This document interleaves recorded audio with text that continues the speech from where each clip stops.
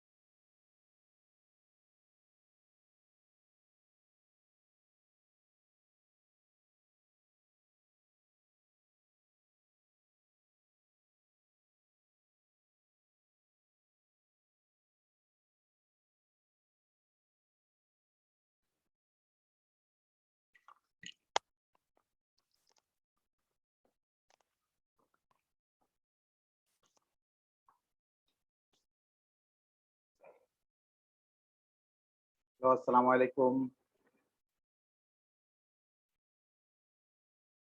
তোমরা আমাকে শুনতে পাচ্ছ? জি স্যার স্যার শোনা যাচ্ছে। জি স্যার।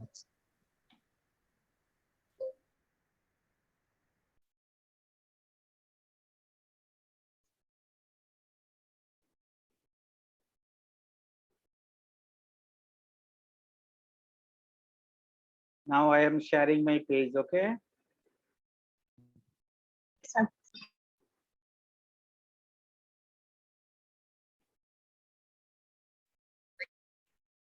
তোমাদের ক্লাস বুঝতে অসুবিধা হচ্ছে? না স্যার হয়নি আপাতত।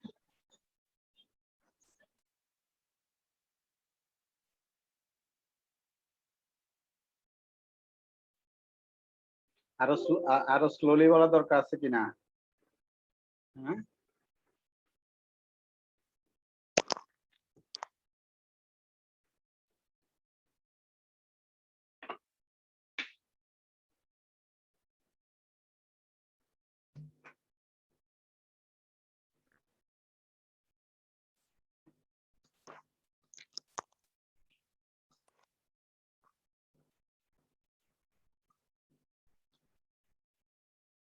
তোমাদেরকে আরো স্লোলি বলা দরকার আছে কিনা?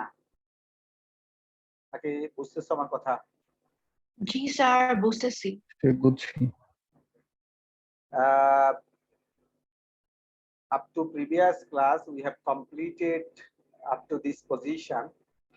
So I hope that you have understood what I was trying to say in my last class. I hope that you have understood all of the things and try yourself best to understand my lecture.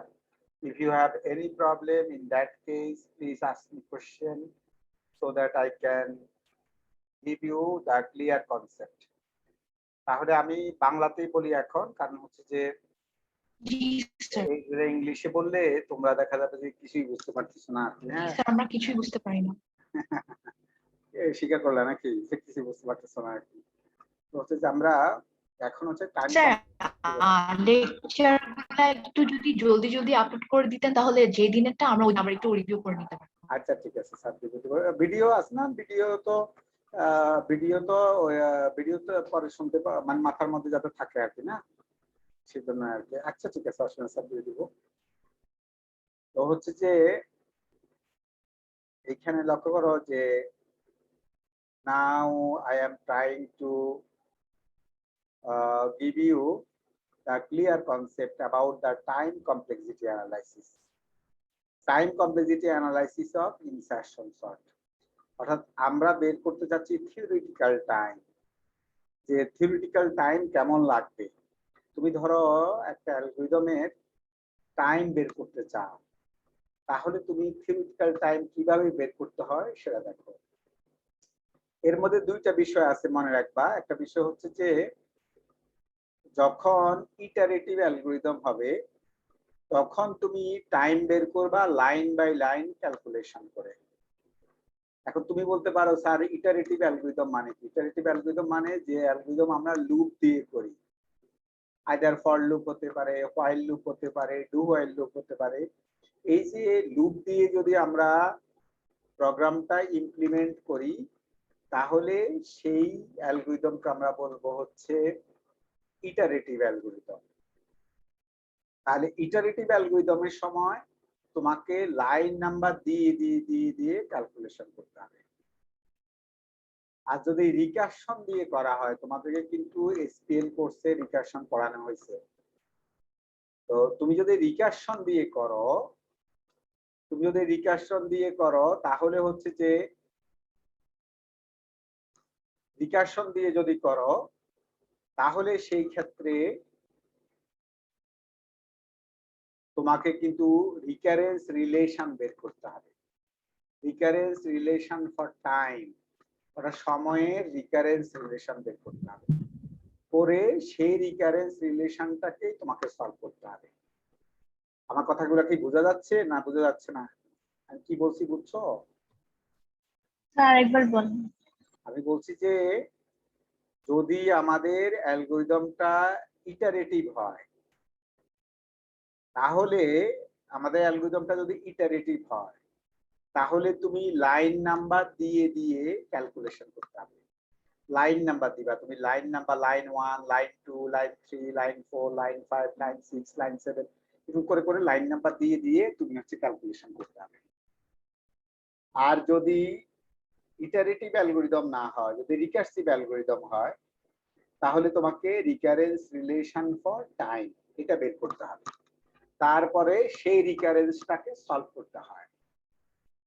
যে রিকারেন্সটা তুমি লিখছো, যে recurrence relation for time যেটা লিখছো, সেটাকে হচ্ছে তোমাকে আবার সলিউশনও করতে হবে, সলিউশন করে বের করতে হবে। এখন তোমার কাছে প্রশ্ন হতে পারে যে স্যার ইটারেটিভ অ্যালগরিদম মানে কি? ইটারেটিভ অ্যালগরিদম মানে যে অ্যালগরিদমকে তুমি লুপ দিয়ে করেছো, ফর লুপ দিয়ে করেছো, অথবা হোয়াইল লুপ দিয়ে করেছো, অথবা ডু হোয়াইল লুপ দিয়ে করেছো, এইরকম যদি অ্যালগরিদম হয় তাহলে হচ্ছে তোমাকে হচ্ছে সেই অ্যালগরিদম আমরা বলবো ইটারেটিভ অ্যালগরিদম। অর্থাৎ তুমি লুপ দিয়ে করেছো, ফর লুপ দিয়ে হতে পারে, হোয়াইল লুপ দিয়ে হতে পারে, ডু হোয়াইল লুপ দিয়ে হতে পারে, যে সেই ক্ষেত্রে আমরা সেই অ্যালগরিদমকে বলবো ইটারেটিভ অ্যালগরিদম। আর রিকারশন দিয়ে যদি আমরা করি, রিকারশন এসপিএল এ আমি আমার সেকশনে পড়িয়েছি, আমি জানি না তোমাদের সেকশনে টিচাররা পড়িয়েছেন কিনা। না পড়াইলেও সমস্যা নাই, কারণ আমি কোর্সে অনেক রিকারশন পড়াবো। সুতরাং হচ্ছে যে রিকারশন দিয়ে যদি করো তাহলে সেই প্রোগ্রামের টাইম কমপ্লেক্সিটি বের করতে হলে তোমাকে রিকারেন্স রিলেশন ফর টাইম এটা বের করতে হবে, তারপর আবার রিকারেন্স রিলেশনটাকে সলিউশন করতে হবে, রিকারেন্স রিলেশনকে সলিউশন করতে হবে। এটা হচ্ছে মাথায় রাখতে হবে। তো হচ্ছে যে এ হলো মোটামুটি ভাবে কথাবার্তা তোমাদেরকে আমি বললাম। তো এখন আসো যে আমি একটা ইটারেটিভ দেখতে পাচ্ছ ইনসারশন সর্টের যে অ্যালগরিদমটা আমি গত ক্লাসে তোমাদেরকে পড়িয়েছিলাম, সেই অ্যালগরিদমটারই আমি টাইম বের করব, যে অ্যালগরিদমটা গত ক্লাসে আমি ইনসারশন সর্টের জন্য পড়িয়েছি। তুমি দেখো এই যে অ্যালগরিদমটা আছে এর মধ্যে একটা হোয়াইল লুপ আছে, একটা ফর লুপ আছে। তুমি যদিও বলতে পারো যে স্যার আমি তো হোয়াইল লুপ এভাবে লিখি না, আমি তো সিতে হোয়াইল লুপ আরেকভাবে লিখি, আপনি এইভাবে লিখছেন কেন? আমি আসলে এই অ্যালগরিদমটাকে আমি প্যাসকেল ল্যাঙ্গুয়েজে লিখেছি। প্যাসকেল ল্যাঙ্গুয়েজে ফর লুপকে এইভাবে লিখে, হোয়াইল লুপকে এইভাবে লিখে। কিন্তু তুমি তো জানো হচ্ছে সি ল্যাঙ্গুয়েজ, তুমি বলতে পারো স্যার আমি তো সি ল্যাঙ্গুয়েজ জানি, তাহলে তো আমার জন্য সমস্যা না, সমস্যা হবে না। আমি ভালো করেই দেখাবো, সমস্যা হবে না ইনশাল্লাহ। কারণ বেশিরভাগ বইগুলোই প্যাসকেল ল্যাঙ্গুয়েজে লেখা, বিভিন্ন ডাটা স্ট্রাকচার বইগুলো প্যাসকেল ল্যাঙ্গুয়েজে লেখা। প্যাসকেল ল্যাঙ্গুয়েজ তোমরা যদিও জানো না, কিন্তু আমি জানি এই কারণে, কারণ বুয়েটে আমাদেরকে ফার্স্ট ইয়ারে তোমরা যে এখানে ছিলা প্রথম দিকে, তো হচ্ছে যে এসপিএল কোর্সে আমাদেরকে পড়িয়েছিল হচ্ছে প্যাসকেল ল্যাঙ্গুয়েজ। এই জন্য আমরা প্যাসকেল ল্যাঙ্গুয়েজ জানি। আমরা প্যাসকেলও জানি কারণ আমাদের সেকেন্ড ল্যাঙ্গুয়েজ ছিল সি ল্যাঙ্গুয়েজ, সেটাও আমরা জানি, সি প্লাস প্লাস হচ্ছিল। তো বইটা আমাদেরকে অনেকগুলো ল্যাঙ্গুয়েজ পড়িয়েছে, সেজন্য আমরা জানি সেগুলো প্যাসকেল ল্যাঙ্গুয়েজটা আমাদের জানা আছে। তো তোমরা না জানলেও সমস্যা নাই, স্যার এই কোর্সে একটু একটু করে বলবো, বললে ইনশাল্লাহ তোমরা পারবা। দেখতে পাচ্ছ এই যে আমাদের এখানে ইনসারশন সর্টের যে অ্যালগরিদমটা লেখা আছে, সেই অ্যালগরিদমে লক্ষ্য করো আমাদের দুইটা লুপ আছে, একটা আছে হোয়াইল লুপ, একটা আছে ফর লুপ। আমি যদিও Pascal language, programming language Pascal দিয়ে এই ইয়েটা লিখেছি, অ্যালগরিদমটা লিখেছি। তুমি যখন ল্যাবে কাজ করবা তখন তোমরা যেটা করবা, এই প্যাসকেলে লেখা অ্যালগরিদমটাকে তোমরা যেটা করবা সেটা হলো তোমরা সি থেকে কনভার্ট করে নিবা। যদিও আমি প্যাসকেলে লিখছি কিন্তু বলছি এই প্রোগ্রামকে তোমরা সি তে কনভার্ট করে নিবা। তাহলে আমাদের লক্ষ্য করো, এখন আমরা আমাদের ইনসারশন সর্টের যে অ্যালগরিদমটা আছে সেটাকে আমি টাইম কমপ্লেক্সিটি অ্যানালাইসিস বের করব। ইনসারশন সর্টের অ্যালগরিদমটা টাইম কমপ্লেক্সিটি বের করব, অর্থাৎ কম্পিউটারে কেমন সময় লাগবে সেটা আমরা বের করব। তুমি বলতে পারো স্যার এইখানে আপনি কিভাবে কম্পিউটার ছাড়া কিভাবে সময় বের করবেন? এটা আমরা বের করব থিওরিটিক্যাল টাইম, কিন্তু তোমাদেরকে ল্যাবে যখন ইনসারশন সর্ট অ্যালগরিদম পড়াবে, ল্যাবে কিন্তু প্র্যাকটিক্যাল টাইম অর্থাৎ রিয়েল লাইফ টাইম বের করা তোমাকে শিখাবে। কিভাবে রিয়েল লাইফ টাইম বের করতে হয় ল্যাবে, সেটা তোমাদেরকে শিখাবে ল্যাবে। কিন্তু আমি যেহেতু থিওরি কোর্স নিচ্ছি, আমি শিখাবো তুমি থিওরিটিক্যাল টাইম কিভাবে বের করবে। আমরা থিওরিটিক্যাল টাইম বের করা শিখবো এখন। লক্ষ্য করো এই যে অ্যালগরিদমটা দেখতে পাচ্ছ for insertion sort algorithm is given here. In this algorithm we have two loops, one is for loop, another one is while loop. One is for loop, another one is while loop, dear student. So now I will calculate the time complexity of this algorithm. I already told you, since this algorithm is implemented by loop, that means for loop, while loop, so this algorithm is iterative algorithm. In the case of iterative algorithm, you need to set line number at first. তোমাকে আগে line number দিতে হবে। আমি আগেই বলছি iterative অ্যালগরিদমে time বের করার সময় লাইন নাম্বার দিতে হয়। লক্ষ্য, line 1, line 2, line 3, line 4, line 5, line 6, line 7। আমি 7টা লাইন এখানে দিলাম। তুমি বলতে পারো স্যার এন্ড হোয়াইল এর মধ্যে লাইন নাম্বার কেন দেন নাই? এন্ড হোয়াইল কোনো সিগনিফিকেন্ট লাইন না, কারণ হোয়াইল লুপের এন্ড এন্ড হোয়াইল, while লুপের end end while, for loop তার যে এন্ড এন্ড ফর। তো পানি দিয়ে যা। আমি আবার বলছি হোয়াইল লুপ শেষ এজন্য আমি এন্ড হোয়াইল লিখেছি, ফর লুপ শেষ এজন্য এন্ড ফর লিখেছি। যেহেতু এন্ড হোয়াইল এবং এন্ড ফর ইম্পর্টেন্ট কোনো লাইন না, এইজন্য আমি কোনো লাইন নাম্বার দেই নাই। এন্ড হোয়াইল মানে হোয়াইল লুপ শেষ, ফর লুপ শেষের জন্য আমি end for. So since end while and end for are not significant line, so I did not give any line number to those lines. আমি end while এবং end for এ কোনো line number দেই না। এবার আসো আমি প্রথম অ্যানালাইসিস করতেছি এই যে প্রথম লাইনটাকে দেখতে পাচ্ছ, now time complexity analysis. Now I am doing the time complexity analysis. I have to find out the time complexity analysis. So how can I find out the time complexity analysis? At first, I will tell you about the best case analysis. in my yesterday class, I already told you what is best case. Best case মানে কি তোমাকে আমি বলছি যে best case মানে কি গত ক্লাসে আমি বলছি বেস্ট কেস মানে হচ্ছে তোমাকে আমি বললাম অ্যাসেন্ডিং অর্ডার অর্থাৎ ছোট থেকে বড় দিকে সাজাও আমি ডাটাগুলো অলরেডি সাজিয়ে দিয়েছি লক্ষ্য করো 10 20 30 ডাটাগুলো অলরেডি কিন্তু সাজানোই আছে আমি তোমাকে বললাম ছোট থেকে বড় দিকে সাজাও তোমার 10 20 30 ডাটাগুলো কিন্তু অলরেডি কিন্তু সাজানোই আছে This is called best case of sort. কারণ আমি তোমাকে সাজাইতে বলছি ছোট থেকে বড় দিকে অলরেডি কিন্তু ছোট থেকে বড় দিকে সাজানোই আছে This is the best case of sorting. Now dear student, I will analyze the best case analysis. Now I will show you the best case analysis. Here best case analysis. Best case analysis. I will talk about best case analysis. Dear student, what is best case analysis? Already I told you. 10, 20, 30. Dear student, please mute yourself.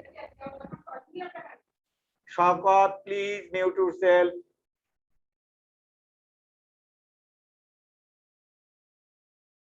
Now I will talk about the best case analysis.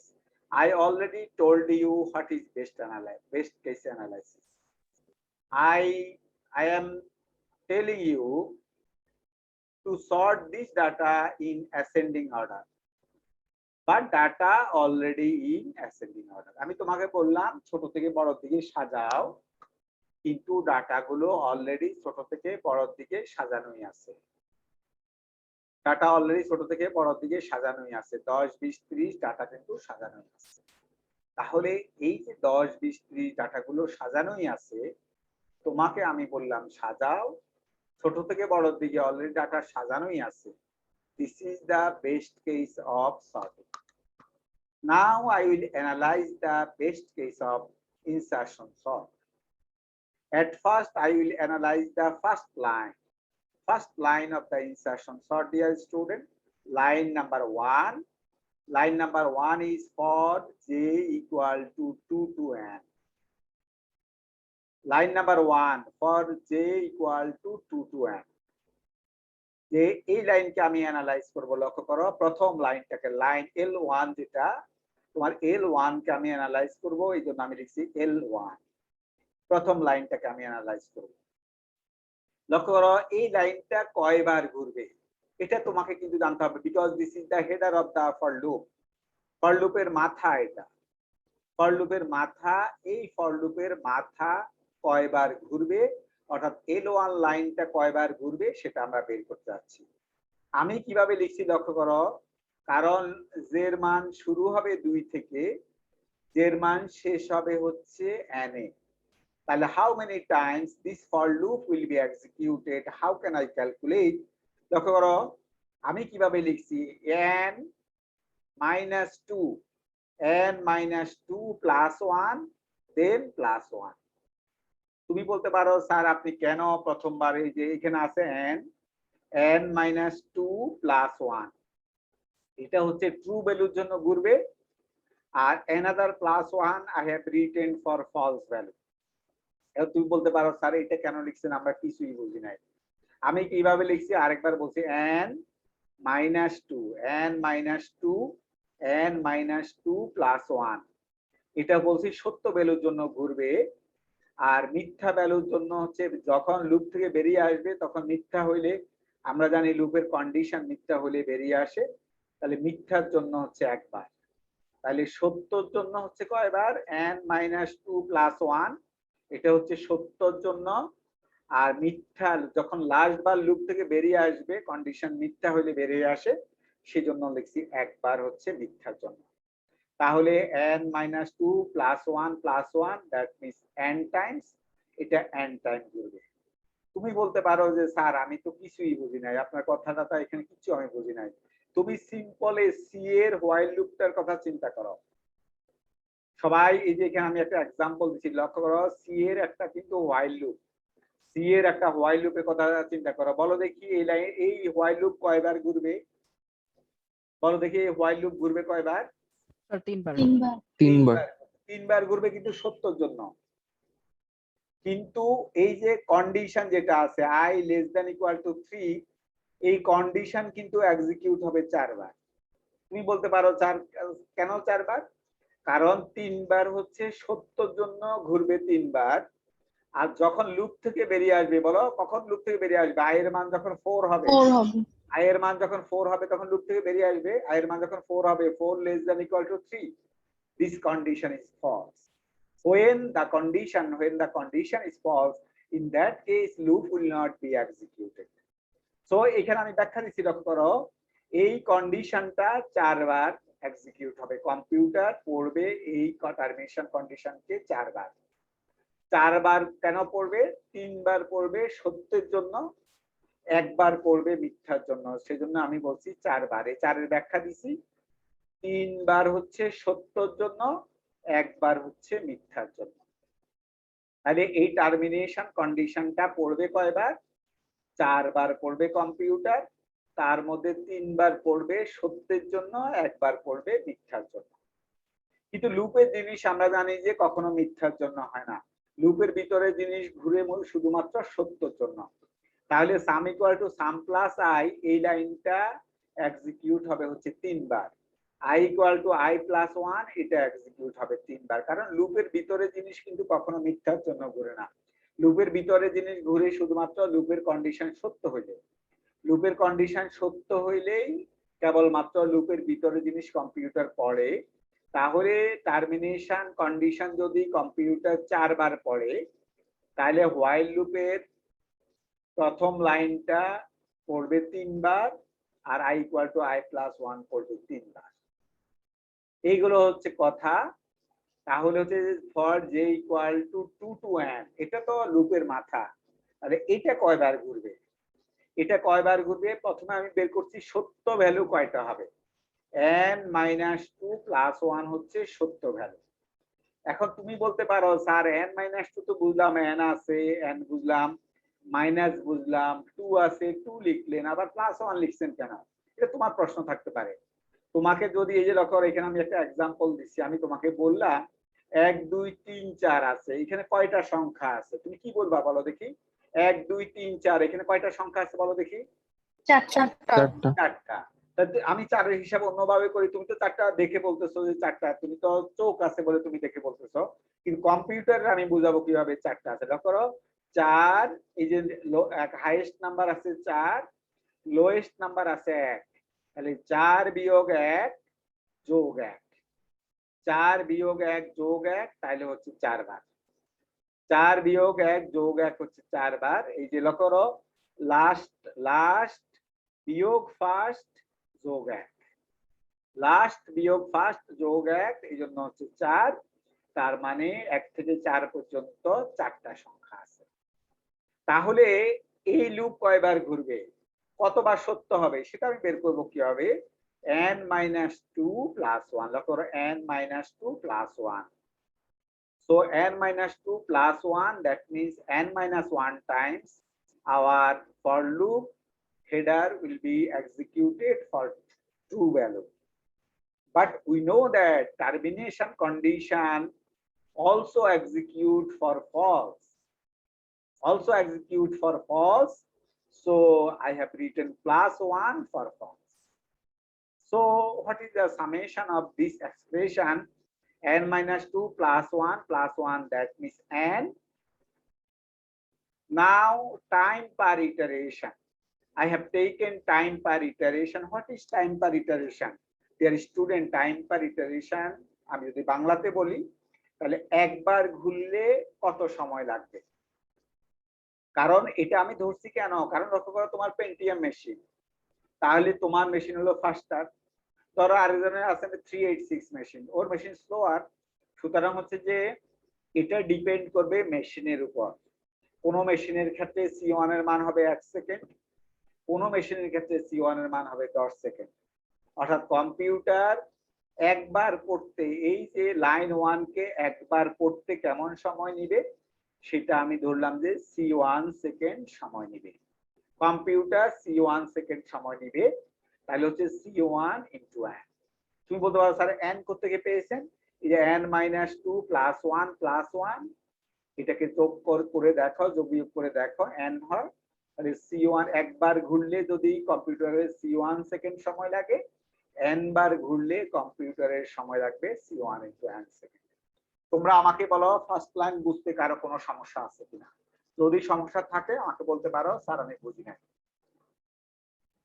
Sir first লাইনে একটু problem ছিল, সেটা হচ্ছে আমরা যখন যে ওয়াইল লুপের এক্সাম্পলটা দেখলাম ডান সাইডে যে i = 1 থেকে 3 পর্যন্ত, স্যার তখন হচ্ছে মানে ট্রু এক্সিকিউশনে হচ্ছে 3 বার এক্সিকিউট হয়েছে এবং ফলস এক্সিকিউশনে একবার।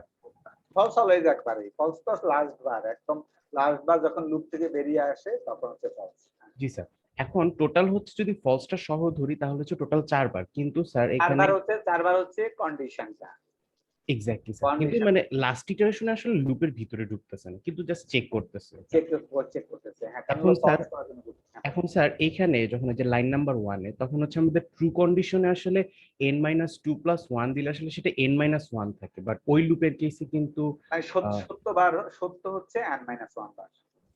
স্যার এখানে n পর্যন্ত যদি যায় তাহলে n-1 না, তা তুমি যদি সত্য কয়বার বলো আগে? সত্য হচ্ছে n-2 + 1, এটা হলো সত্য। তুমি বলতে পারো যে +1 কেন দিছি, এই যে আমি তোমাকে একটু আগে বুঝেছি এখানে, এই যে আমি ডান সাইডে 1 2 3 4 দিয়ে বুঝাইছি যে জি হচ্ছে স্যার। কেন হচ্ছে যে তুমি কেন +1 একটা যোগ করবা, +1 একটা যোগ করবা, তাহলে তো তোমার এখানে তিনটে সংখ্যা হওয়ার কথা। তুমি যদি লেখো 4 - 1, তাহলে সংখ্যা কয়টা হওয়ার কথা বলো? 4 - 1 3। 3 হওয়ার কথা। আসলে কি 3? না, এখানে সংখ্যা হচ্ছে 4টা। এজন্য হচ্ছে যে লাস্ট বিয়োগ ফার্স্ট +1। সো n মানে n হচ্ছে লাস্ট সংখ্যাটা এবং তারপরে যেটা বিয়োগ করব সেটা হচ্ছে যে ফার্স্ট সংখ্যাটা, যেটা অর্থাৎ হ্যাঁ, এই কেসে হচ্ছে তারপর হলো +1। তার +1 না দিলে তুমি এক্সাক্ট সংখ্যাটা তো পাচ্ছ না এখানে। জি স্যার, বুঝতে পেরেছি। মানে এখানে আসলে 2 টা এজন্য দেওয়া হচ্ছে কারণ মানে লুপটাই শুরু হয়েছে 2 থেকে। হ্যাঁ, সেটা তো গত ক্লাসে বুঝাইছি তোমাকে যে জের না মান না 2 থেকে শুরু হয়েছে, তাই না? জি স্যার, এটা বুঝতে পেরেছি। না বুঝলে বলবা, কোনো সমস্যা নাই। আমার ভয় পাওয়ার কিছু নাই যে স্যার বোধহয় আমার লজ্জা টজ্জা দিবে আর কি। না স্যার, এটা তোমার হুদা স্যার আর কি, সেটা হচ্ছে যে সমস্যা নাই আর কি। হুদা স্যার বকা দেয় না, এটা সবাই জানে, স্টুডেন্টরা জানে আর কি, হুদা স্যার বকা দেয় না আর কি। এটা হচ্ছে ভয় পাওয়ার কোনো কারণ নাই আর কি। হ্যাঁ, জি sir, thank you very much sir. হচ্ছে যে এখানে আসো, তাহলে একবার ঘুরলে সময় লাগে c1, আর এখানে হচ্ছে n বার একবার করলে সময় লাগে c1, সুতরাং হচ্ছে যে n বার পড়লে সময় লাগবে c1 * n। আমি আশা করি যে তোমরা সবাই বুঝতে পেরেছো। এবার আসো পরের line, t = az। Now I am analyzing the second line. Second line is t = az. How many times this line will be executed? This statement will be executed. Now this statement is under for loop. দেখতে পাচ্ছ এই লাইনটা কিন্তু for লুপের ভিতরে, t = az, এই লাইনটা কিন্তু তোমার ফর লুপের ভিতরে। সুতরাং t = az এই লাইন যদি ফর লুপের ভিতরে হয়, তাহলে লক্ষ্য করো এই ফর লুপের মাথা যদি হয় n বার, ফর লুপের মাথা যদি n বার পড়ে, তাহলে t = az কয়বার পড়বে বলো দেখি? t = 3 বার। 3 বার পড়বে। তো এটা যদি অর্ডার হলো 3 বার বলছে, ও এটা ধরে এই যে sum = sum plus i, এই লাইনটা লক্ষ্য করো, টার্মিনেশন কন্ডিশন কম্পিউটার করছে 4 বার, কিন্তু sum = sum plus i, এই লাইন কিন্তু computer only for true value this line will be executed, so this line will be read by computer for 3 times, 3 বার পড়বে। sum = sum plus i লুপের ভিতরে জিনিসটা পড়বে কিন্তু 3 বার। তাহলে যদি for j = 2 to n, এই লাইনকে যদি কম্পিউটার পড়ে হচ্ছে n বার, তাহলে বলো t = az এই লাইনকে কম্পিউটার কয়বার পড়বে বলো? n এর থেকে 1 কমে যাবে, n-1 n-1 বার। তাহলে স্যার সেই জন্যই লিখছি n-1 বার, সেই জন্যই আমি লিখছি n-1 বার। তাহলে হচ্ছে যে ধরো এই লাইনকে t = az, এই লাইনকে একবার পড়তে কম্পিউটারের সময় লাগবে c2, so c2 * n-1, so c2 * n-1 সেটা লিখব।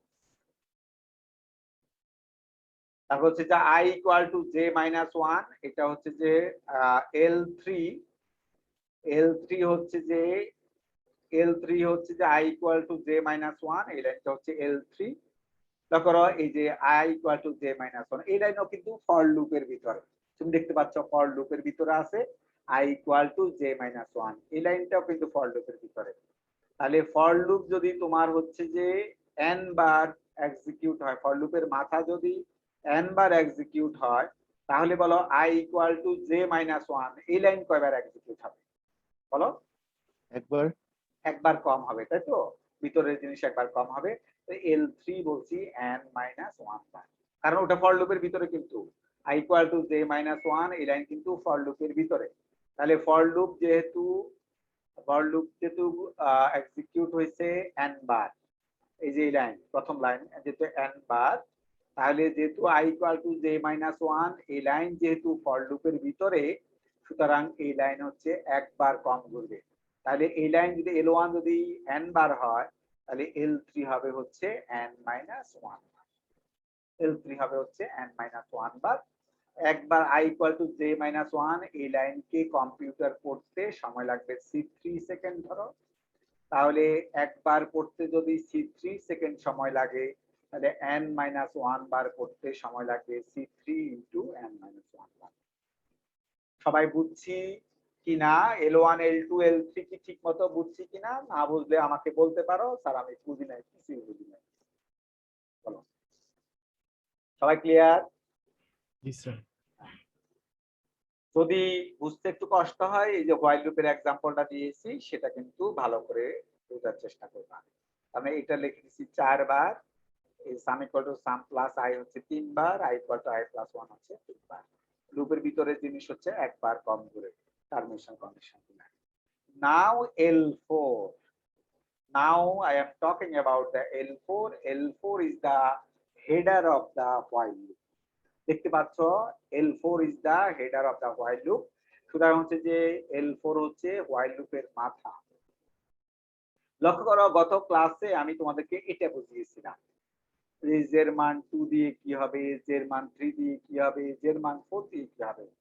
লক্ষ্য করো ডাটা যদি 10 20 30 হয়, তুমি দেখো, তুমি করে যদি এভাবে করে দেখো, তুমি যদি এভাবে করে দেখো, তুমি দেখবা যে এই লুপের মাথা প্রথমবারে ফলস, j এর মান 2 এর জন্য প্রথমবার ফলস, j এর মান 3 এর জন্য প্রথমবার ফলস, j এর মান 4 এর জন্য প্রথমবার ফলস। একবারও সত্য হবে না, প্রথমবারেই ফলস হয়ে যাবে, প্রথমবারেই ফলস হয়ে যাবে, because of best case, because data already in ascending order. I told you to sort the data in ascending order, but data already in ascending order. Data already সাজানো, আমি তোমাকে তারপরেও বললাম তুমি সাজাও, বললাম ভাই তুমি সাজাও, কিন্তু হচ্ছে কি সাজাবে, ডাটা তো সাজানোই আছে। বিকজ অফ দ্যাট তুমি এইভাবে করে দেখো, অ্যাসেন্ডিং অর্ডার নিয়ে দেখো, অ্যাসেন্ডিং অর্ডার নিয়ে দেখো, প্রথমবারেই একবার একদম j এর মান 2 নিয়ে প্রথমবারেই ফলস, j এর মান 3 নিয়ে প্রথমবারেই ফলস, j এর মান 4 নিয়ে প্রথমবারেই ফলস। একবারও সত্য হবে না, প্রথমবারেই ফলস হয়ে যাবে। তাহলে প্রথমবারে যদি ফলস হয়ে যায়, তাহলে কি হবে বলো? হোয়াইল লুপের মাথা প্রথমবারেই ফলস, হোয়াইল লুপের মাথা প্রথমবারেই false. Best case, in best case the header of the while loop is first time it is false. So what will be happen, dear student? So this while loop is under the for loop, this while loop is under the for loop। দেখতে পাচ্ছ while loopটা for loopের ভিতরে, তাহলে while loopের মাথা যদি একবার ঘুরে আর এটা যদি for loopের ভিতরে থাকে, তাহলে কি কয়বার ঘুরবে বলো? n-1 বার ঘুরবে, কারণ এই while loopের মাথা কম্পিউটার বেস্ট কেসে পড়ছে একবার, বেস্ট কেসে পড়ছে একবার, কারণ প্রথমবারেই ফলস। j এর মান 2 নিয়ে প্রথমবারেই কন্ডিশনটা ফলস, j এর মান 3 নিয়ে প্রথমবারেই কন্ডিশনটা ফলস, j এর মান 4 নিয়ে প্রথমবারেই condition false, because data is in ascending order, data already ascending order আছে, সেজন্য প্রথমবারেই ফলস হয়ে যাবে। প্রথমবারে যদি ফলস হয়ে যায়, লক্ষ্য করো হোয়াইল লুপ কিন্তু হোয়াইল লুপের মাথাটা তাহলে কম্পিউটার একবার পড়বে। হোয়াইল লুপের মাথা যদি একবার পড়ে, এই হোয়াইল লুপটা আছে কিন্তু ফর লুপের ভিতরে, হোয়াইল লুপটা তোমরা দেখতেই পাচ্ছ, হোয়াইল লুপটা আছে ফর লুপের ভিতরে।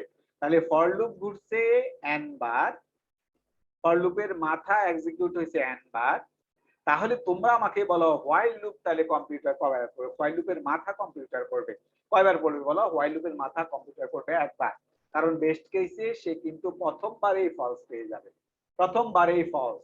সে j এর মান 2 নিয়ে ফলস পাবে, প্রথমবারেই ফলস পেয়ে যাবে, j এর মান 3 নিয়েও প্রথমবারে ফলস পেয়ে যাবে, যে এর মান 4 নিয়ে প্রথমবারে ফলস পেয়ে যাবে। তার মানে হোয়াইল লুপের মাথা পড়ছে কম্পিউটার একবার পড়ে সে ফলস পেয়ে গেছে। এই যে এখানে আমি লিখে দিচ্ছি for best case execute one time. For best case execute one time, একবারেই পড়বে। ডক্টর হোয়াইল লুপের মাথাটা একবারেই পড়বে কম্পিউটার। তাহলে একবার যদি পড়ে, এই হোয়াইল লুপটা আছে ফর লুপের ভিতরে, তাহলে ফর লুপ তুমি দেখছো ফর লুপ ঘুরছে হচ্ছে n bar, for loop computer করছে হচ্ছে n বার, তাহলে হোয়াইল লুপের মাথাকে কম্পিউটার কভার করবে। যেহেতু হোয়াইল লুপটা ফর লুপের ভিতরে, আমরা জানি যে ফর লুপের ভিতরে জিনিস একবার কম হয়, তাহলে লুপের ভিতরে জিনিস একবার কম হয়, তাহলে যেহেতু লুপের মাথা ঘুরছে n বার, তাইলে L4 লাইনটা কম্পিউটার পড়বে হচ্ছে n-1 বার। কম্পিউটার পড়বে হচ্ছে n-1 বার। ধরো হোয়াইল লুপের মাথা পড়তে কম্পিউটারের C4 সময় লেগেছে, তাহলে C4 into n-1, C4 into n-1, C4 into n-1, তাহলে C4 ইন্টু n-1 হলো, C4 ইন্টু n-1 হচ্ছে যে আমরা C4 ইন্টু n-1, এটা হচ্ছে আমরা দিয়ে দিলাম। তাহলে C4 ইন্টু n-1 হচ্ছে যে এটা আমরা দিয়ে দিলাম। দেওয়ার পরে লক্ষ্য করো, কারণ একবার পড়লে সময় লাগে C4, আর n-1 বার যেহেতু পড়েছে, তাহলে C4 ইন্টু n-1। এবার আসো L5। L5 কিন্তু কম্পিউটার পড়তেই পারবে না, কারণ তোমাদেরকে একটু আগে আমি বলছি, কারণ যেহেতু ডাটা অ্যাসেন্ডিং অর্ডারে অলরেডি আছে, ডাটা অলরেডি যেহেতু সাজানো আছে, প্রথমবারেই কিন্তু হোয়াইল লুপের মাথা ফলস, প্রথমবারেই হোয়াইল লুপের মাথা ফলস, প্রথমবারেই হোয়াইল লুপের মাথা ফলস।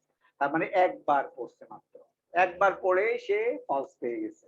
তাহলে হোয়াইল লুপের মাথা যদি একবার পড়ে, লক্ষ্য করো বেস্ট কেসে হোয়াইল লুপের মাথা যদি একবার পড়ে, হোয়াইল লুপের ভিতরে জিনিস সে পড়তেই পারবে না, কারণ একবার পড়ার পরেই কিন্তু কন্ডিশনটা ফলস হয়ে গেছে, প্রথমবারেই ফলস হয়ে গেছে। তাহলে প্রথমবারে যদি ফলস হয়ে যায়, তাহলে কিন্তু এই যে হোয়াইল লুপের ভিতরে L5 এবং L6 লাইন আছে, এই দুই লাইনকে কম্পিউটার পড়তেই পারবে না, কম্পিউটারে এই দুই লাইনের মধ্যে যেতেই পারবে না, কারণ প্রথমবারেই হোয়াইল লুপের মাথা ফলস হয়ে গেছে।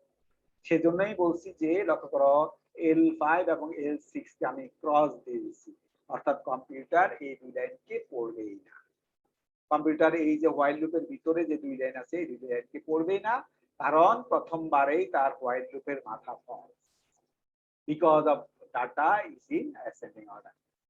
নাও তাহলে L5 L6 পড়লো না, এবার হোয়াইল লুপ থেকে আমি বেরিয়ে এসে হচ্ছে যে L7 ai+1 = t, এটা কিন্তু ফর লুপের ভিতরে, কিন্তু হোয়াইল লুপের বাইরে। তাহলে ফর লুপ ঘুরছে কয়বার লক্ষ্য করো, ফর লুপ ঘুরছে n বার, ফর লুপ ঘুরছে n বার। তাহলে বলো এই লাইন যেহেতু L7 যেহেতু ফর লুপের ভিতরে, L7 যেহেতু ফর লুপের ভিতরে হোয়াইল লুপের বাইরে, তাহলে হচ্ছে যে ফর লুপের ভিতরে জিনিস কয়বার ঘুরবে বলো, n-1 বার, যেহেতু মাথা ঘুরছে n বার, কত L1 যেহেতু ঘুরছে n বার, তাহলে হচ্ছে L7 ঘুরবে হচ্ছে n-1 বার। তাহলে হচ্ছে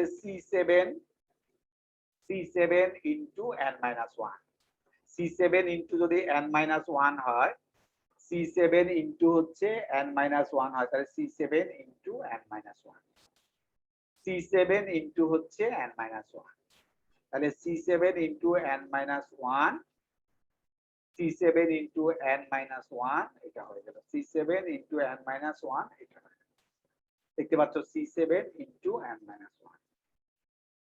তাহলে এবার আমি সব সময়গুলোকে যোগ করব, C1n, C2n-1, C3n-1, C4n-1, C7n-1, সবগুলো টোটাল রানিং টাইম Tn সমান, টোটাল রানিং টাইম Tn সমান, এই ডান পাশের সব সময়গুলোকে তুমি যোগ করবা, C1n, C2n-1, C3n-1, C4n-1, C7n-1, সবগুলো আমি লিখলাম।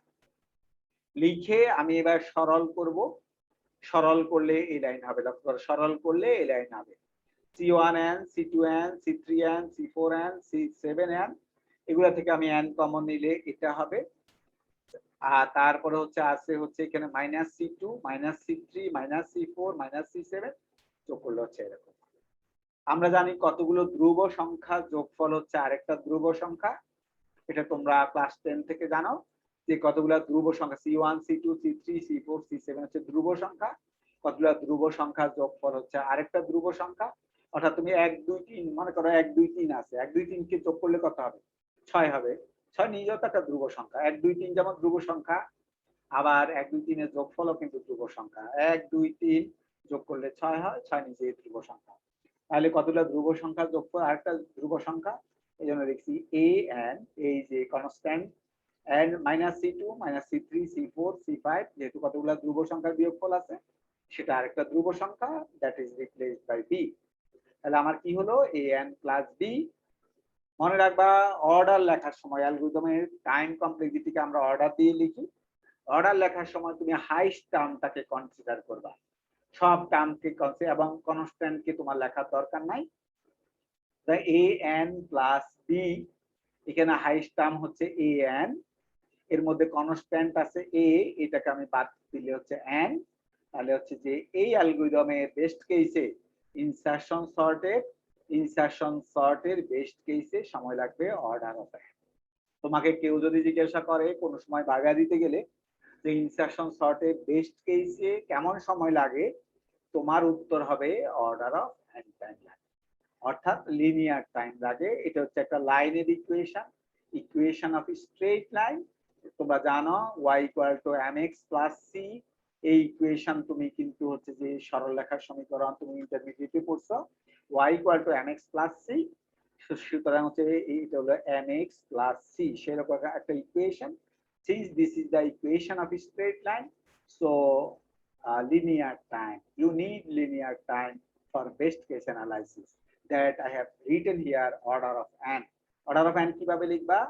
তুমি আগে লিখবা হাইস্ট টার্ম কোনটা আছে, হাইস্ট টার্ম আছে হচ্ছে an, কারণ এখানে আছে an প্লাস b, তাহলে হাইস্ট টার্ম আছে হচ্ছে an। তাহলে এর থেকে হচ্ছে আমি যদি কনস্ট্যান্টটা বাদ করে দিই তাহলে n থাকে, তাহলে অর্ডার অফ n। তাহলে কেউ যদি তোমাকে জিজ্ঞাসা করে ইনসারশন সর্টের বেস্ট কেসে কেমন সময় লাগবে, তুমি বলবা অর্ডার অফ n। কারো সমস্যা থাকলে আমাকে বলতে পারো যে স্যার বুঝি না।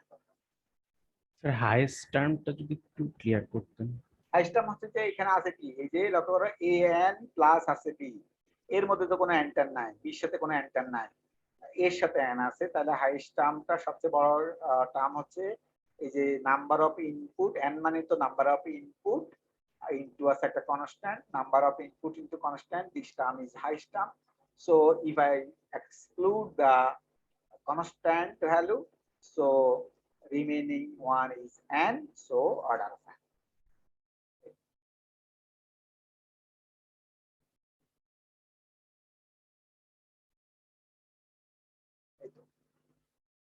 Very simple calculation, I hope that you have understood. কারো কোনো সমস্যা থাকলে 1 মিনিট সময় দিচ্ছি, তুমি আমাকে বলো যে স্যার আমি বুঝি না। কারো কোনো সমস্যা থাকলে আমাকে বলতে পারো। আমরা কিন্তু ইটারেটিভ অ্যালগরিদমের টাইম কিন্তু এভাবেই বের করি, মানে লাইন নাম্বার দিয়ে দিয়ে লুপ দিয়ে যে সকল অ্যালগরিদম গুলো আমরা ইমপ্লিমেন্ট করব সেগুলো হচ্ছে এভাবে লাইন নাম্বার দিয়ে দিয়ে আমরা বের করব।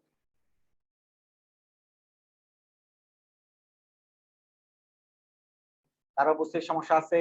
Deer student, do you understand? কারো বুঝতে সমস্যা আছে কিনা বলো। স্যার L5 আর L6 টা স্যার কেন টাইমটা ক্যালকুলেট করা হচ্ছে না, এটা ইনার লুপ এই কারণে?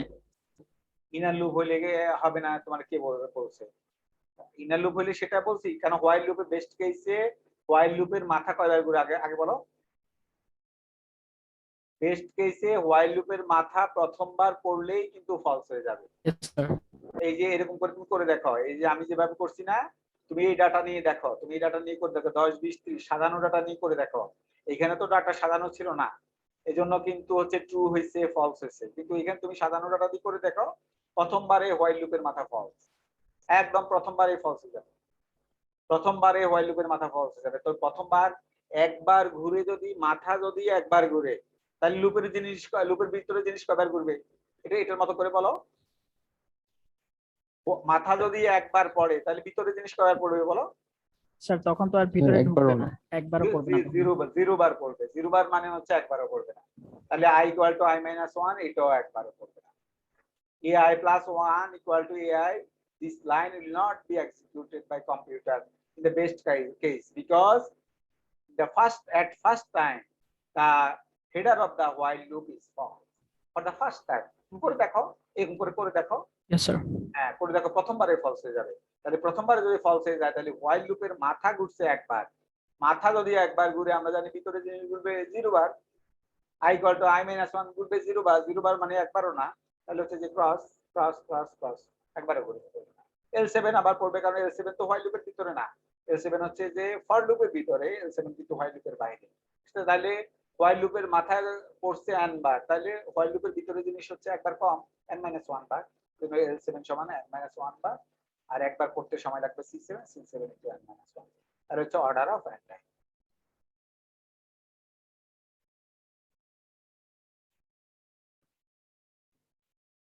এই তো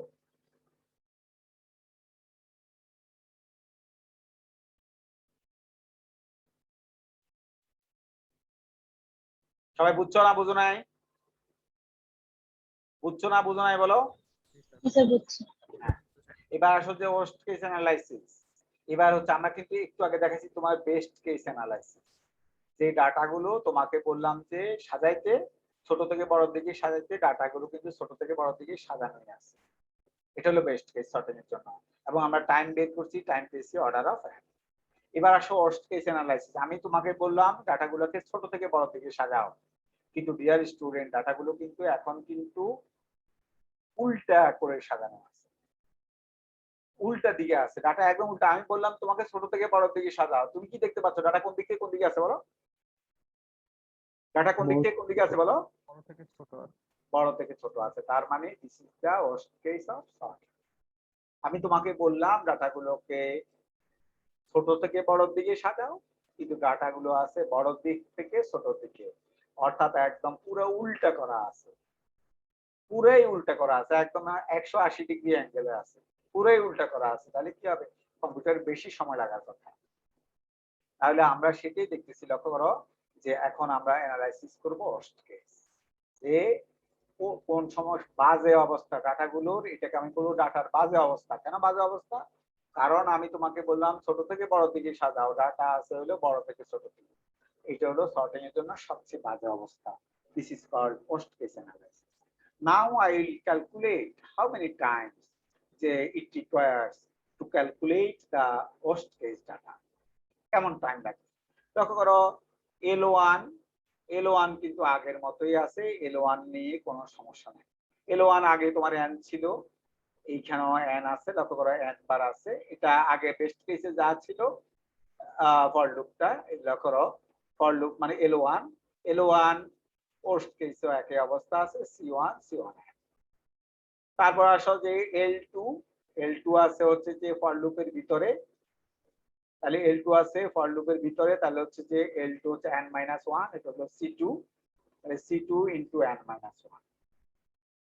L3 n - 1 এটা হলো C3 * n - 1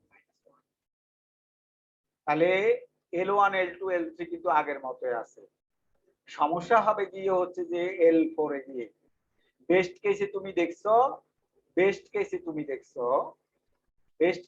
দেখছো while লুপের মাথা কিন্তু একবারের বেশি পড়ে না বেস্ট কেসের সময় তুমি দেখছো while লুপের মাথা মাত্র একবার পড়ে যেহেতু while লুপের মাথা একবার পড়ে while লুপের ভিতরে জিনিস একবারও পড়ে না এটা বেস্ট কেসে কিন্তু ওয়ার্স্ট কেসে কি হবে লক্ষ্য করো ওইবার আমরা যেহেতু ওয়ার্স্ট কেসে লক্ষ্য করো আমি এটা দিয়েই তোমাকে বুঝাচ্ছি এই যে এই एग्जांपल দিয়েই বুঝাচ্ছি লক্ষ্য করো ওয়ার্স্ট কেসে জের মান যখন 2 তখন কিন্তু while লুপের মাথাটা একবার সত্য হইছে একবার মিথ্যা হইছে আমি এখানে যদিও করে দেখাই নাই কিন্তু আমি বলছি যে তুমি করে দেখো এই ডাটা দিয়েই তুমি করে দেখো এই যে এরকম করে আমার মতো করে কত ক্লাসে যে দেখিয়েছি আমার মতো করে দেখো যে i এর মান যখন j এর মান 2 i এর মান হবে 1 i এর মান 1 নিয়ে তুমি দেখো যে while লুপের মাথা প্রথমবার সত্য কিন্তু while লুপের মাথা দ্বিতীয়বার কিন্তু হচ্ছে মিথ্যা i এর মান যখন 0 হয়ে যাবে while লুপের মাথা মিথ্যা তাইলে হচ্ছে যে while লুপের মাথা তাইলে কম্পিউটার কয়বার পড়লো 2 বার পড়লো 2 টাইমস পড়লো কেন 2 টাইমস পড়লো যেহেতু j এর মান 2 এজন্য হচ্ছে 2 টাইমস এই জন্য আমি এটা নিচে দিয়ে লিখছি 2। তার মানে জের মান যখন 2 তখন হোয়াইল লুপের মাথা কম্পিউটার 2বার পড়ছে। জের মান যখন 3 তখন কি হবে, যেহেতু ডাটা ওয়ার্স্ট কেসে আছে তাহলে হচ্ছে যে প্রথমবার সত্য, দ্বিতীয়বার সত্য, তৃতীয়বার কি হচ্ছে ফলস। তাহলে এবারে হচ্ছে 3বার পড়ছে। কেন 3বার পড়ছে? যেহেতু জের মান 3 এই জন্য কম্পিউটার 3বার পড়বে, হোয়াইল লুপের মাথাকে 3বার পড়বে। তাহলে জের মান 3 নিয়ে হোয়াইল লুপের মাথা 3বার, জের মান যখন 2 ছিল তখন হোয়াইল লুপের মাথা 2বার, জের মান 2 দিয়ে হোয়াইল লুপের মাথা 2বার, জের মান 3 দিয়ে হোয়াইল লুপের মাথা 3বার। তাহলে হচ্ছে যে এটা পড়বে।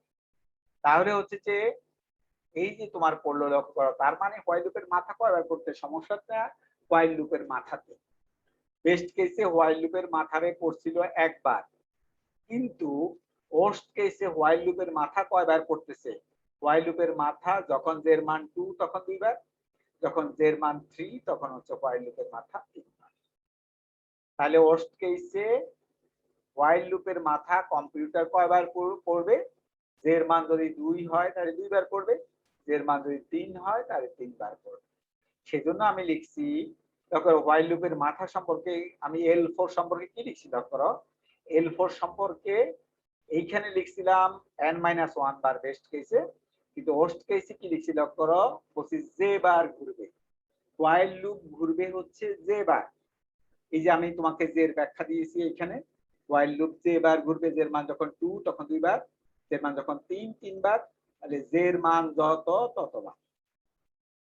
যেহেতু হোয়াইল লুপটা আছে হচ্ছে, লক্ষ্য করো, হোয়াইল লুপটা আছে হচ্ছে ফর লুপের ভিতরে, হোয়াইল লুপটা আছে ফর লুপের ভিতরে, এই জন্য আমি একটা সামেশন দিয়ে লিখছি যে জের মান 2 থেকে n পর্যন্ত, জের মান 2 থেকে n পর্যন্ত এটা হবে, জের মান 2 থেকে n পর্যন্ত। কারণ আমাদের দেখতে পাচ্ছ এই হোয়াইল লুপটা আছে হচ্ছে ফর লুপের ভিতরে, ফর লুপে জের মান হচ্ছে 2 থেকে n পর্যন্ত।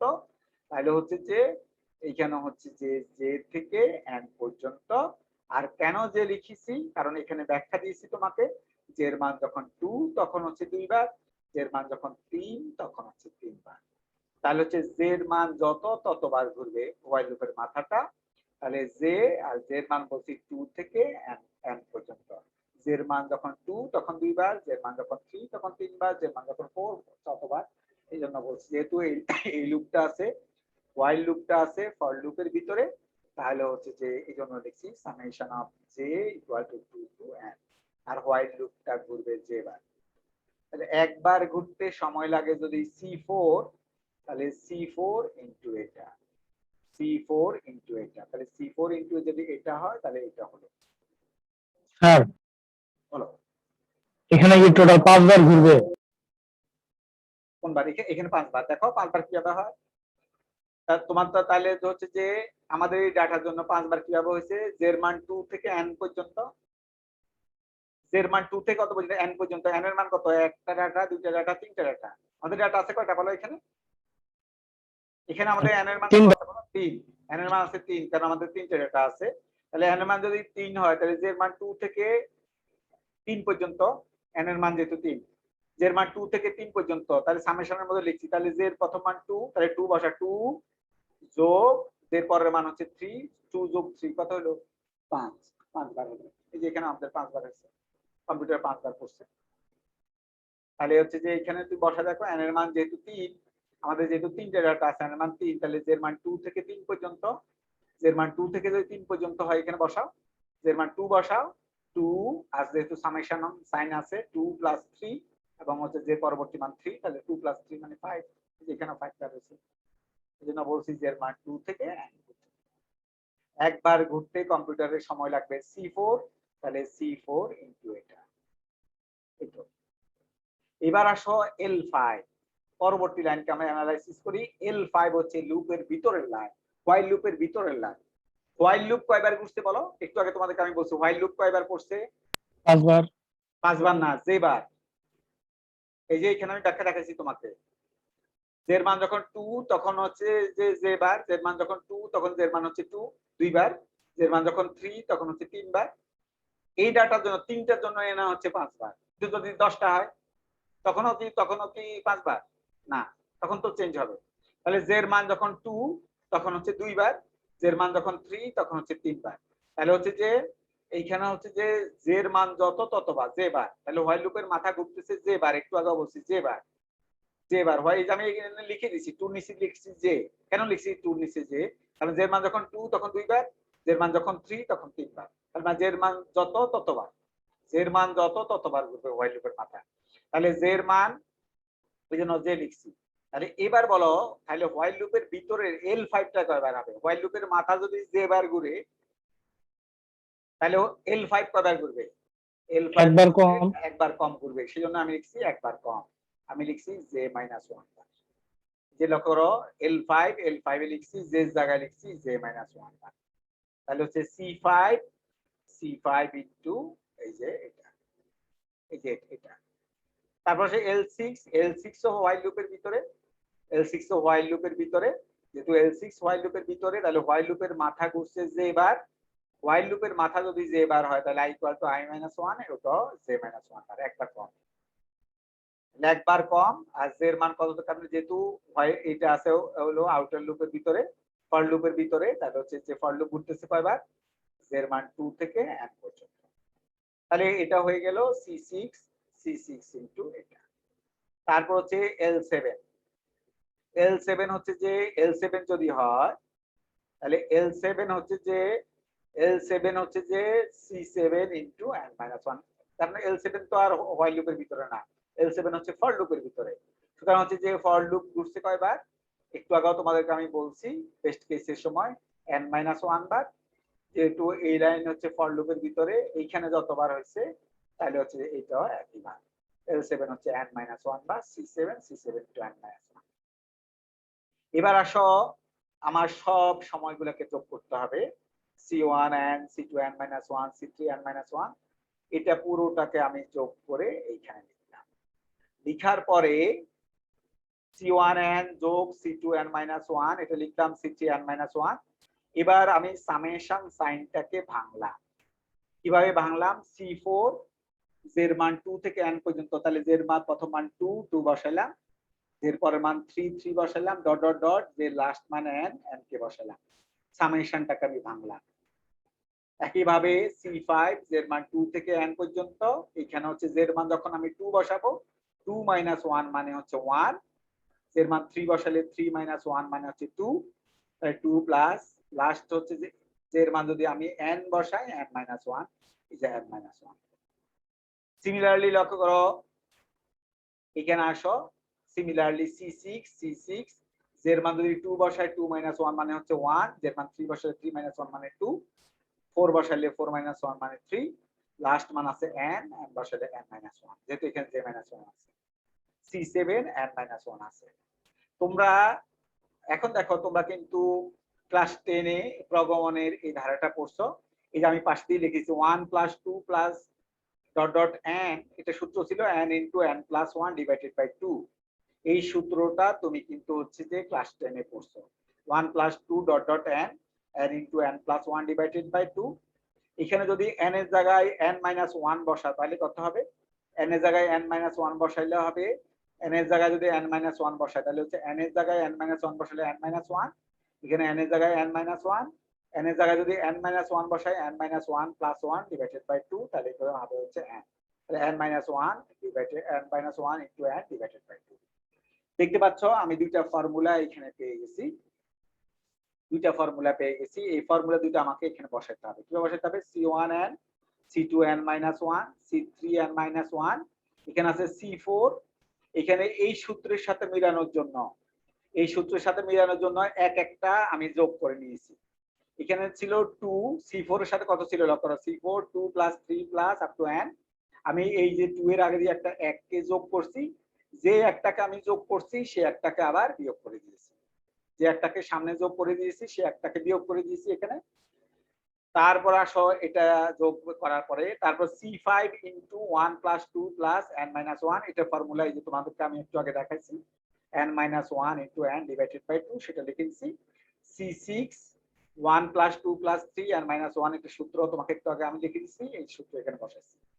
C7 n মাইনাস 1, তারপর C1 n plus c2n minus 1 c3n minus 1 এবার আসো c4 c4 এ 1 plus 2 plus 3 up to n এটার ফর্মুলা হচ্ছে n into n plus 1 divided by 2 এটা বসালাম আর মাইনাস আছে 1 এই যে এটার প্রথম অংশের ফর্মুলা যে আমি উপরে রেখা বন্ধনী দিয়ে দিয়েছি এই অংশের ফর্মুলা এখান থেকে বসাইছি আর মাইনাস আছে 1 মাইনাস 1 বসালাম c5 n into n minus 1 divided by 2 c6 n into n minus 1 divided by 2 c7 n into n minus 1 তাহলে হচ্ছে যে এখানে c1 n c2 n minus 1 c2 এখানে c3 n minus 1 c3 এই অংশটুকু হচ্ছে যে লক্ষ্য করো আমি সরল করলাম এই অংশটুকু আমি সরল করলাম তারপর হচ্ছে এই অংশ c6 এই অংশে সরল করলাম তারপর c7 n minus n এবার আমি n স্কয়ার কমন নিলাম যেগুলোর সাথে n স্কয়ার আছে n স্কয়ার কমন নিছি যেগুলোর সাথে n আছে সেগুলো থেকে n কমন নিছি যেগুলোর মধ্যে কিছুই নাই সেগুলোতে ডাইরেক্ট এখানে প্লাস দিয়ে দিচ্ছি কতগুলো কনস্ট্যান্টের যোগফল আরেকটা কনস্ট্যান্ট কনস্ট্যান্টের যোগফল আরেকটা কনস্ট্যান্ট এখানে কতগুলো কনস্ট্যান্টের যোগফল আরেকটা কনস্ট্যান্ট এখানে হাইস্ট টার্ম হচ্ছে a n স্কয়ার এটা হচ্ছে হাইস্ট টার্ম যেহেতু এখানে n স্কয়ার আছে সাথে তাহলে পোস্ট কেসে ইনসারশন সর্টে রাখবে অর্ডার অফ n স্কয়ার যেহেতু হাইস্ট টার্ম হচ্ছে আমার a n স্কয়ার এটা হাইস্ট টার্ম কনস্ট্যান্ট কে বাদ করে দিলে n স্কয়ার আছে শুধু তাহলে অর্ডার অফ n স্কয়ার তোমাকে কেউ যদি বলে ওয়ার্স্ট কেসে কেমন টাইম লাগবে তুমি বলবা যে ওয়ার্স্ট কেসে insertion saute order of n square এই তো কারো কোনো সমস্যা আছে সমস্যা থাকলে আমাকে বলতে পারো স্যার L4 লাইনটাতে একটু যাওয়া যাবে কোন লাইন L4 স্যার এখানে L4 এ যখন আমরা যে হোয়াইল লুপটা চালু করেছিলাম স্যার এটা তো মানে মেইন ফর লুপের ভিতরে একটা ইনার লুপ সো হ্যাঁ। ইনার লুপটা তো স্যার ইনার লুপের মাথাটা হচ্ছে আপনার মেইন ফর লুপের একবার কম ঘুরবে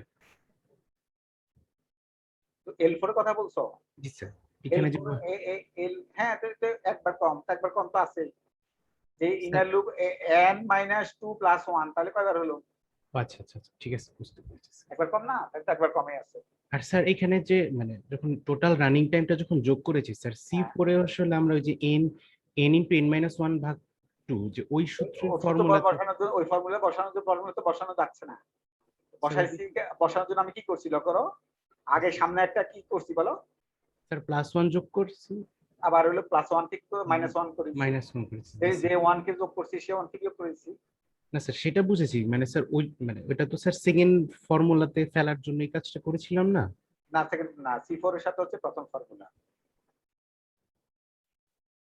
মানে স্যার বিল্ট ইন ফর্মুলাটা কি আসলে মানে সেকেন্ড ছিল প্রথম সেকেন্ডটা বিল্ট ইন ফর্মুলা না বিল্ট ইন ফর্মুলা হচ্ছে 1 + 2 + up to n into n + 1 divided by 2 এটা ছিল বিল্ট ইন ফর্মুলা আর দ্বিতীয়টা আমি বানাইছি কেমনে n এর জায়গায় n - 1 বসাই বানাইছি জি স্যার n এর জায়গায় n - 1 বসাইছি বসাই তো হচ্ছে যে n এর জায়গায় যে n - 1 বসাতে হলে n এর জায়গায় n - 1 ইকুয়াল টু n এর জায়গায় n - 1 আর n - 1 + 1 কত হলো n divided by 2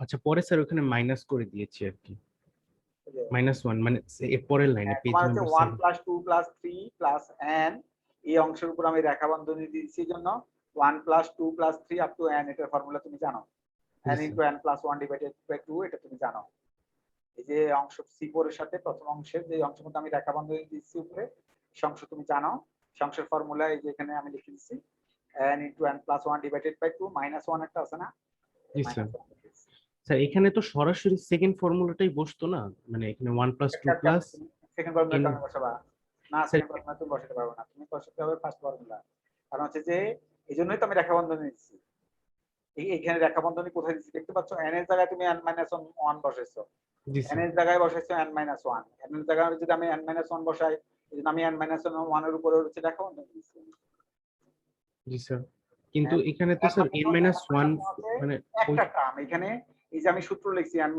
1 হচ্ছে একটা টার্ম পুরো n - 1 পুরোটা মিলে একটা টার্ম এখানে কিন্তু n - 1 পুরোটা একটা টার্ম না এখানে 1 + 2 3 up to n পর্যন্ত এক অংশ -1 হচ্ছে আলাদা অংশ ও আচ্ছা বুঝতে পেরেছি ঠিক আছে 1 + 2 + 3 up to n পর্যন্ত একটা অংশ -1 হচ্ছে আলাদা অংশ তাহলে হচ্ছে প্রথম অংশের মধ্যে প্রথম সূত্র বসাইছি -1 আছে -1 বসাইছি জি স্যার এ হচ্ছে তোমার ওয়ার্স্ট কেস অ্যানালাইসিস কেমন আরে তোমার বেস্ট কেসে কেউ যদি জিজ্ঞাসা করে ইনসারশন সর্টে কেমন সময় লাগবে তুমি কি উত্তর দিবা বেস্ট কেসে sir order of n order of n যদি বলে যে ওয়ার্স্ট কেসে কেমন টাইম লাগে তুমি order of n square order of n square এবার আসো এভারেজ কেস। স্যার স্যার আমাদের স্যার কি প্রুফ গুলো আসবে পরীক্ষায়? হ্যাঁ, পরীক্ষায় প্রুফ আসবে না কেন? পরীক্ষায় স্যার বলছে যে কাশেম স্যার তো এক সেকশন নিচ্ছে, আমাদের যে প্রবিসি স্যার, বুঝছো তো, প্রবিসি স্যার নিচ্ছে এক সেকশনে ক্লাস নিচ্ছে, আরেক সেকশনে তো আমি নিচ্ছি, আর 2 সেকশন নিচ্ছে আরমান আশকারি। সুতরাং হচ্ছে যে প্রবিসি স্যার তো আমারও স্যার আর কি। এটা জানো কিনা যে আমাদেরও স্যার আর কি প্রবিসি স্যার। স্যার আমার হলো প্যারালালিজম কোর্স করেছে মাস্টার্সে এবং গ্রাফ থিওরি কোর্স করেছে। সুতরাং স্যার কিন্তু বলছে যে টাইম কমপ্লেক্সিটি অ্যানালাইসিস গুলা দেখাবা। স্যার এই জন্য বলছে, স্যার এটা বলছে যে ক্লাসের মধ্যে কিছু দুর্বল স্টুডেন্ট আছে, কিছু সবল স্টুডেন্ট আছে, তো আমরা তো কোনোভাবেই সবল স্টুডেন্টদেরকে ধরো বঞ্চিত করতে পারি না। কারণ হচ্ছে যে এই জিনিসগুলো তুমি যখন হায়ার লেভেলে যাবা, পিএইচডি করবা, তখন এই জিনিসগুলো কিন্তু লাগবে। সুতরাং হচ্ছে সেই ক্ষেত্রে যারা পিএইচডি করতে যাবে তারা কিন্তু এগুলো জানতে হবে। সুতরাং হচ্ছে যে কারণ তুমি কম্পিউটার সায়েন্স পাস করে আসছো, এগুলো জানো না, জিনিসটা তখন হাস্যকর হবে আর কি। এই জন্য বলছি এই জিনিসগুলো হচ্ছে জানবা, এবং হচ্ছে যেগুলা পরীক্ষাটাই মেইন না, এই ছেলে মেয়েরা তোমাদেরকে বলছি যে হচ্ছে তোমার কাকে বুঝতে হবে, এগুলো কিন্তু আমি কিন্তু কোনো কিছু মুখস্থ করে লিখি নাই, এগুলো ম্যাথমেটিক্স দিয়ে অ্যানালাইসিস।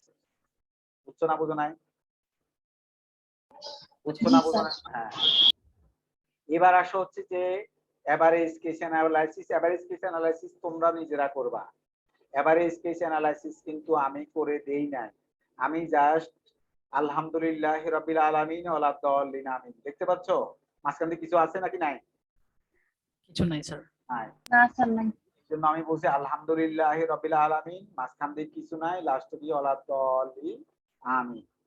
ঠিক আছে, লাস্টের অংশ লিখে দিচ্ছি, মাঝখান দিয়ে কিন্তু কিছুই না। সুতরাং হচ্ছে যে এটা তুমি করবা। এখানে আমি কিন্তু তাও তোমাকে হেল্প করছি। প্রথম লাইন আগের মতোই n বার, দ্বিতীয় লাইন n-1 বার, তৃতীয়বার লাইন n-1 বার। আসো আবার হোয়াইল লুপের মাথা। এবার কিন্তু এভারেজ কেস। এভারেজ কেস সমান আমি এখানে কি উপরে কি লিখে দিচ্ছি পড়ো, কন্ডিশন অফ হোয়াইল লুপ সমান কি লিখছি পড়ো, বেস প্লাস ওরস বাই 2। বেস্ট প্লাস এভারেজ তুমি বের করো কিভাবে? কোন সংখ্যার এভারেজ বের করো কিভাবে? দুইটা সংখ্যার টোটালটার সাম করে যতগুলো সংখ্যা আছে সেটা দিয়ে ডিভাইড আমাদের করে। আছে দুইটা কেস, বেস্ট কেস আর আরেকটা কেস কি আছে বলো, ওয়ার্স্ট কেস, তাই না? Worst আমাদের দুইটা case। কেস আছে, তাহলে বেস্ট কেস যোগ worst case divided by 2 average বের করছি।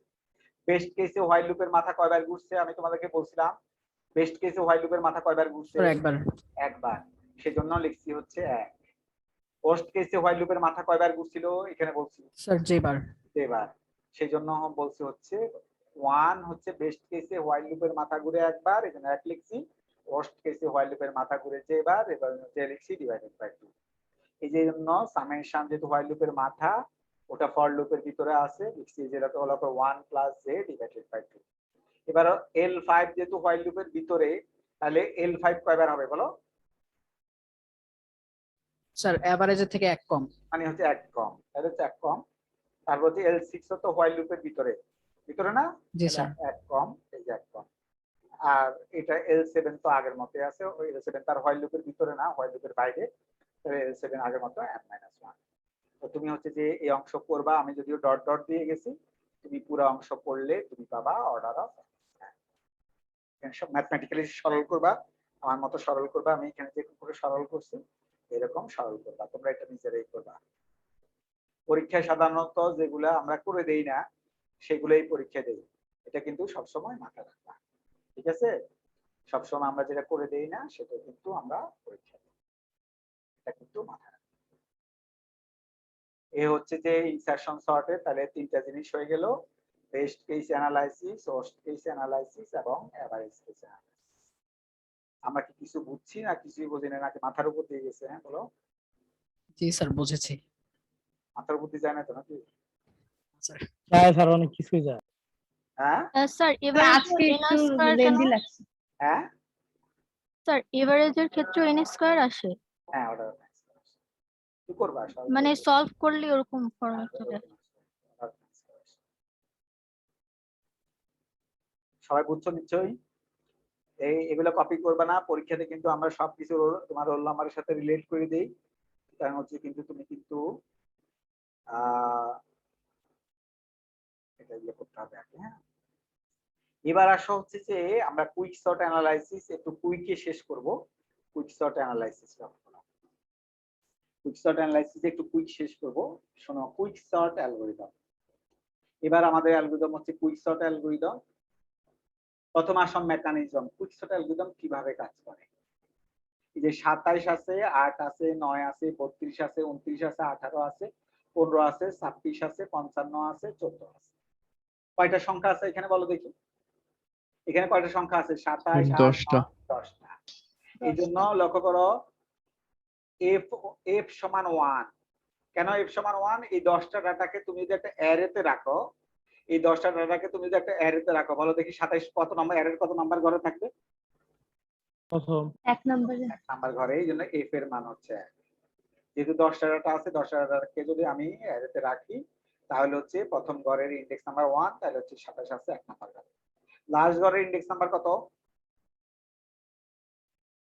লাস্ট ঘরের ইনডেক্স নাম্বার কত বলো? 10 10। তাহলে হচ্ছে যে 10, এল এর মান হচ্ছে 10। তাহলে হচ্ছে এল সমান 10। তাহলে এফ এর মান হচ্ছে 1, এল এর মান হচ্ছে 10।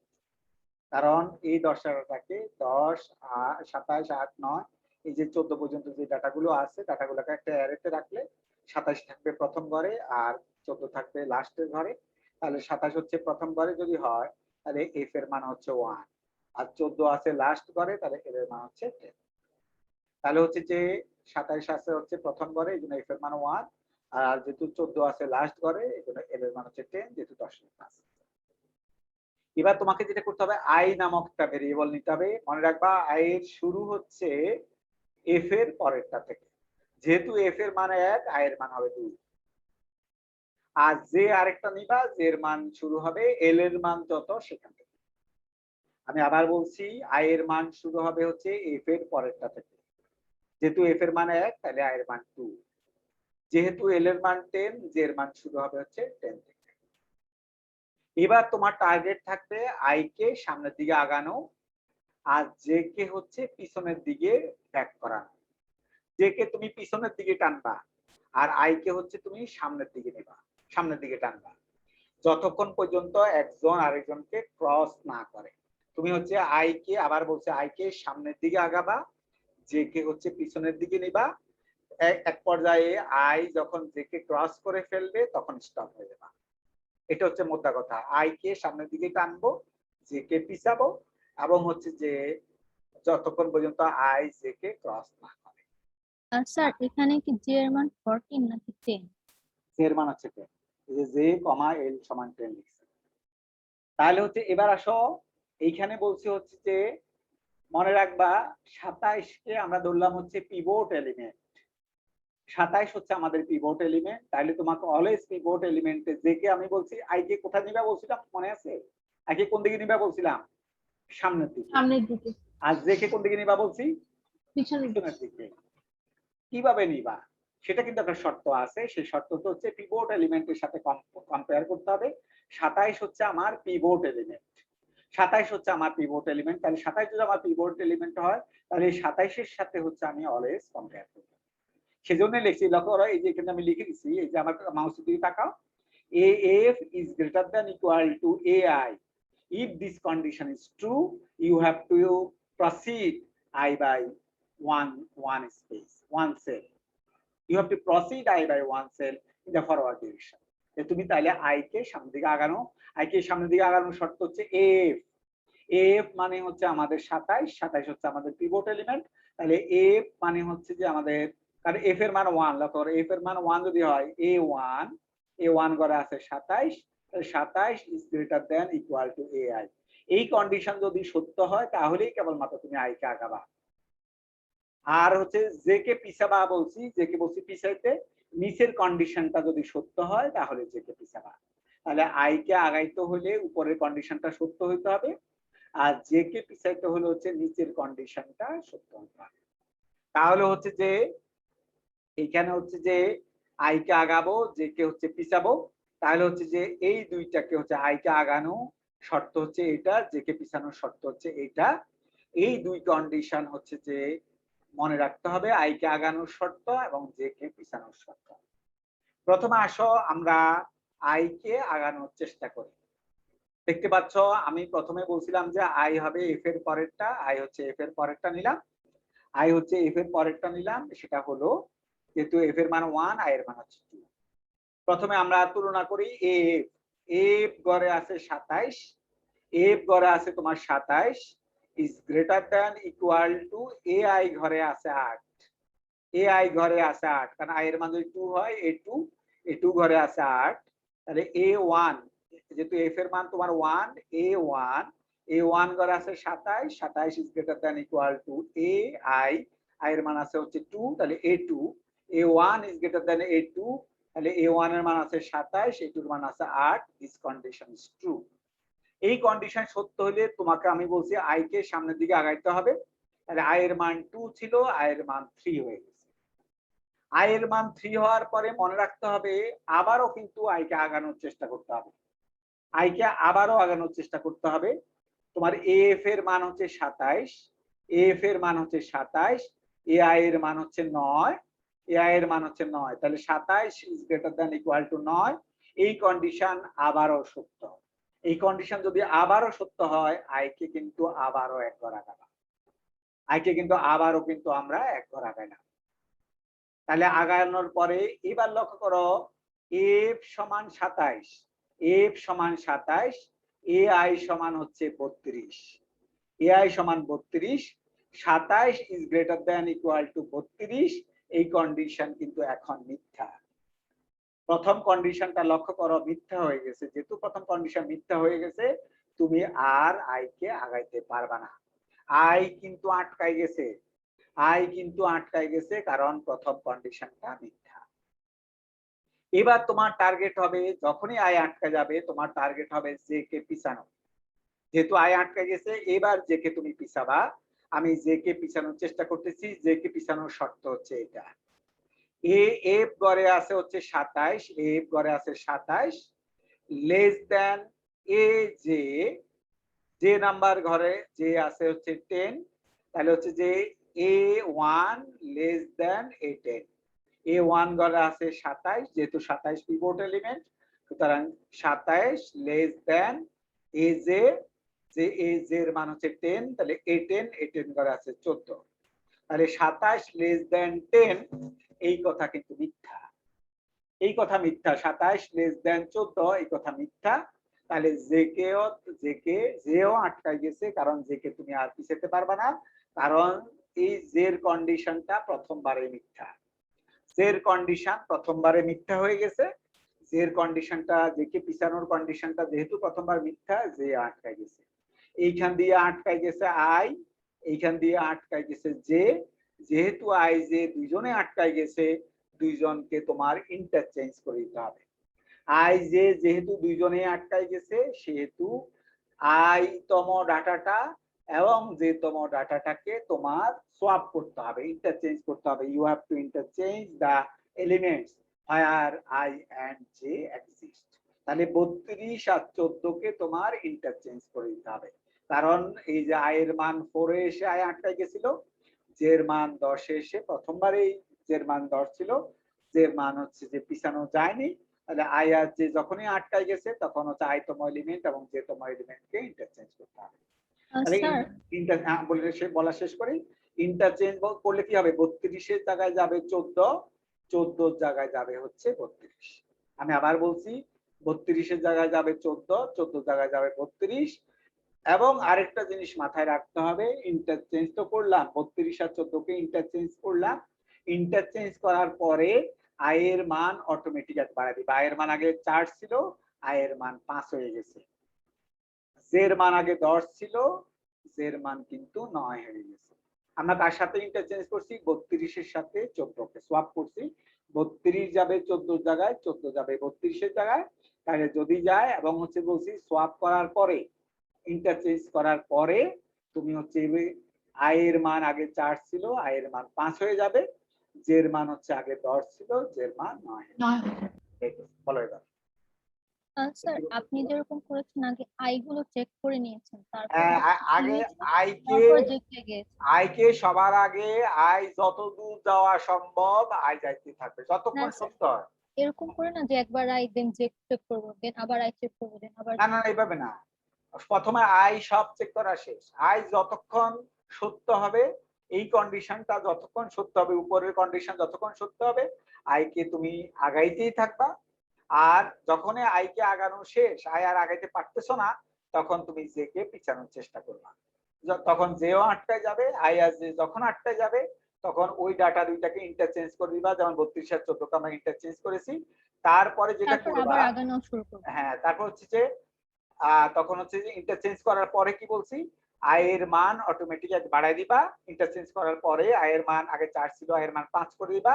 জের মান আগে 10 ছিল, জের মান 9 হয়ে স্যার গেছে। 5 তো হয়েছে যখন 29 এ গেছে, মানে 14 থেকে, তখন হ্যাঁ তাহলে ওর যে কি হলো, 14 32 জায়গায় কে চলে আসছে বলো, ইন্টারচেঞ্জ করলে 32 জায়গায় কে হ্যাঁ, আসবে? স্যার 14 আসলে 14, এই যে 14 তখন চলে হচ্ছে আসছে। ওইটা ট্রু হয় ওই কন্ডিশন। হ্যাঁ আই হচ্ছে এখন আই আই আবার শুরু করতে হবে। তো আই কোথা থেকে শুরু করবা?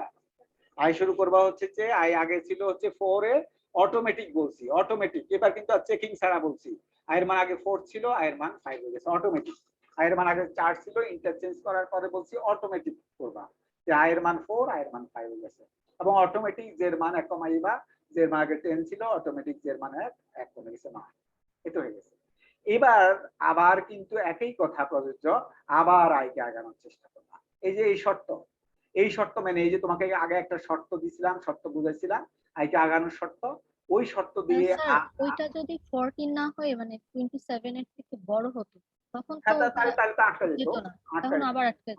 আটকা যেত, হ্যাঁ আটকাবে তো, এক সময় না এক সময় আটকাবেই। সুতরাং হচ্ছে যে লক্ষ্য করো, আবার এবার আসো, তোমার আই এর মান 5, জের মান 9। এফ এফ ঘরে আছে 27, এ আই ঘরে আছে 29। এবার তোমার ওই যে এই মেয়েটা বললো, এবার লক্ষ্য করো যে এ, আমি আবার বলছি, এফ ঘরে আছে 27, এফ ঘরে আছে 27 এবং এ আই ঘরে আছে 29, এ আই ঘরে আছে 29। কন্ডিশন প্রথমবারে মিথ্যা, কন্ডিশন প্রথমবারে মিথ্যা। আই কিন্তু তুমি আগাইতে পারবা না, আই কিন্তু আগাইতে পারবা না এবার। কারণ হচ্ছে যে এফ ঘরে আছে 27, এ আই ঘরে আছে 29, তাহলে হচ্ছে যে 27 is greater than equal to 29 লিখলাম। লিখার পরে এই কন্ডিশন প্রথমবারে ফলস, এই কন্ডিশন প্রথমবারে ফলস, তাহলে আই কিন্তু আটকাই গেছে। আই কিন্তু সামনের দিকে আর আগাইতে পারবে না। আই কিন্তু আগে 29 এর মধ্যে ছিল, এখন 29 এর মধ্যে আছে, আগে কিন্তু আগানো যাচ্ছে না, কারণ কন্ডিশন প্রথমবারে ফলস।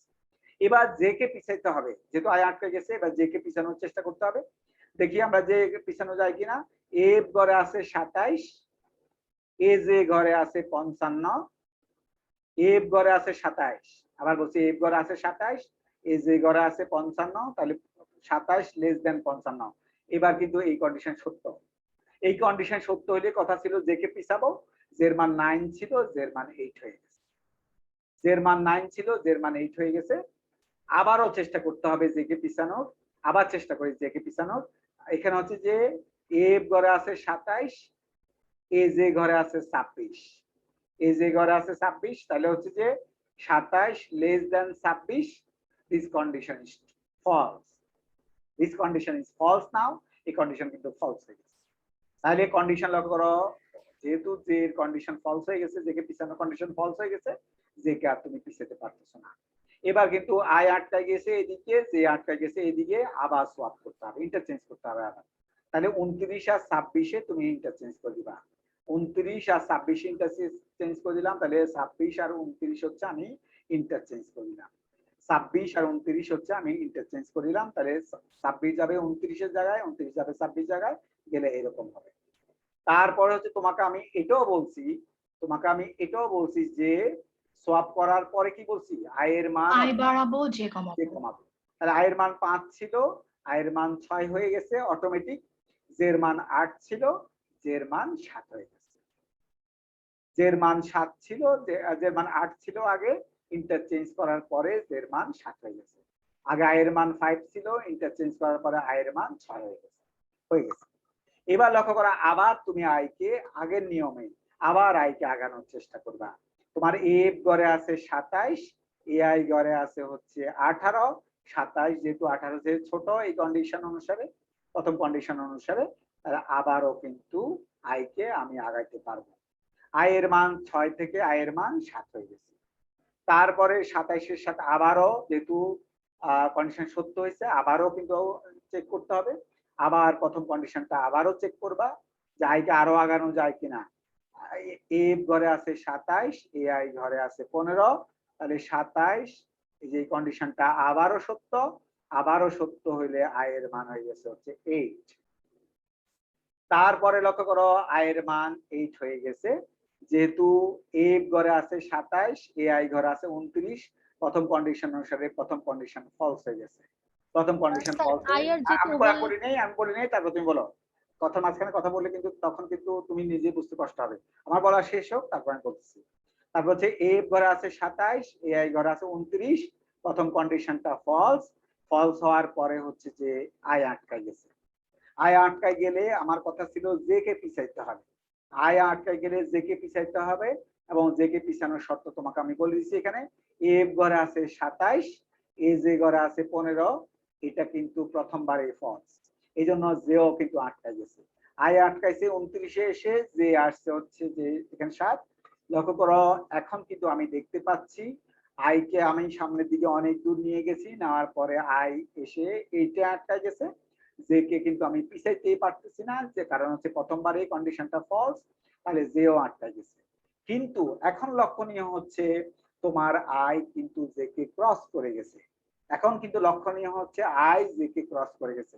আই যখন এই জে কে ক্রস করে যাবে তখন কিন্তু ভিন্ন কথা, তখন কিন্তু অন্যরকম কথা আমি এখন বলতেছি। যখনই আই জে কে ক্রস করে যাবে তখন তুমি মনে রাখবা এই যে পিভট এলিমেন্ট ছিল, পিভট এলিমেন্ট ছিল 27, 27 আর যে তম এলিমেন্টটাকে ইন্টারচেঞ্জ করবা।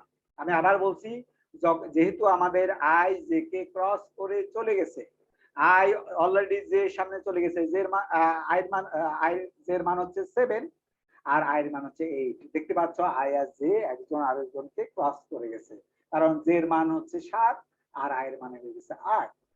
ইন্টারচেঞ্জ এখানে হচ্ছে যে ক্রস করে গেছে। যেহেতু আই জে কে ক্রস করে গেছে তখন কিন্তু ভিন্ন কথা। সেই ভিন্ন কথাটা কি, এ পিভট এলিমেন্ট যেটা আছে তোমার 27 অর্থাৎ এফ তম ঘরে যেটা আছে সেইটা যেহেতু আমাদের পিভট এলিমেন্ট, সেই এলিমেন্টটা আর যে তম এলিমেন্টটা আই তম না কিন্তু যে তম এলিমেন্টটা আছে 15, যে তম এলিমেন্ট আছে 15, এফ তম এলিমেন্ট আছে হচ্ছে 27, তাহলে ওই দুইটাকে তুমি সোয়াপ করে দিবা, ইন্টারচেঞ্জ করে দিবা। ইন্টারচেঞ্জ করা হয়ে গেছে, লক্ষ্য করো ইন্টারচেঞ্জ করা হয়ে গেছে। আমি 27-এর সাথে 15-কে ইন্টারচেঞ্জ করে দিয়েছি, দেখতে পাচ্ছ 27 এখানে চলে আসছে। এবার তুমি খুব ভালো করে লক্ষ্য করো, 27-এর আগে কোন সংখ্যা 27-এর চেয়ে বড় নাই, 27-এর আগে কোন সংখ্যা 27-এর চেয়ে বড় জি নাই, স্যার, 27-এর পরে কোন সংখ্যা 27-এর চেয়ে ছোট ছোট নাই। না। তার মানে 27 সর্টিং করলে 27-এর যেই জায়গাটা হওয়ার কথা ছিল 27 কিন্তু তার সঠিক জায়গাটা পেয়ে গেছে। এখন পর্যন্ত কয়জন সঠিক জায়গা পাইছে বলো? একজন সঠিক জায়গা পাইছে। কে সঠিক জায়গা পাইছে? 27। 27 আগে আমাদের কোথায় ছিল? প্রথমে ছিল। 27 লক্ষ্য করো মাঝখানে চলে আসছে, কোন এক জায়গায় মাঝখানে চলে আসছে। এবং তুমি লক্ষ্য করো 27-এর আগে কোন সংখ্যা 27-এর চেয়ে বড় নাই, 27-এর পরে কোন সংখ্যা 27-এর চেয়ে ছোট নাই।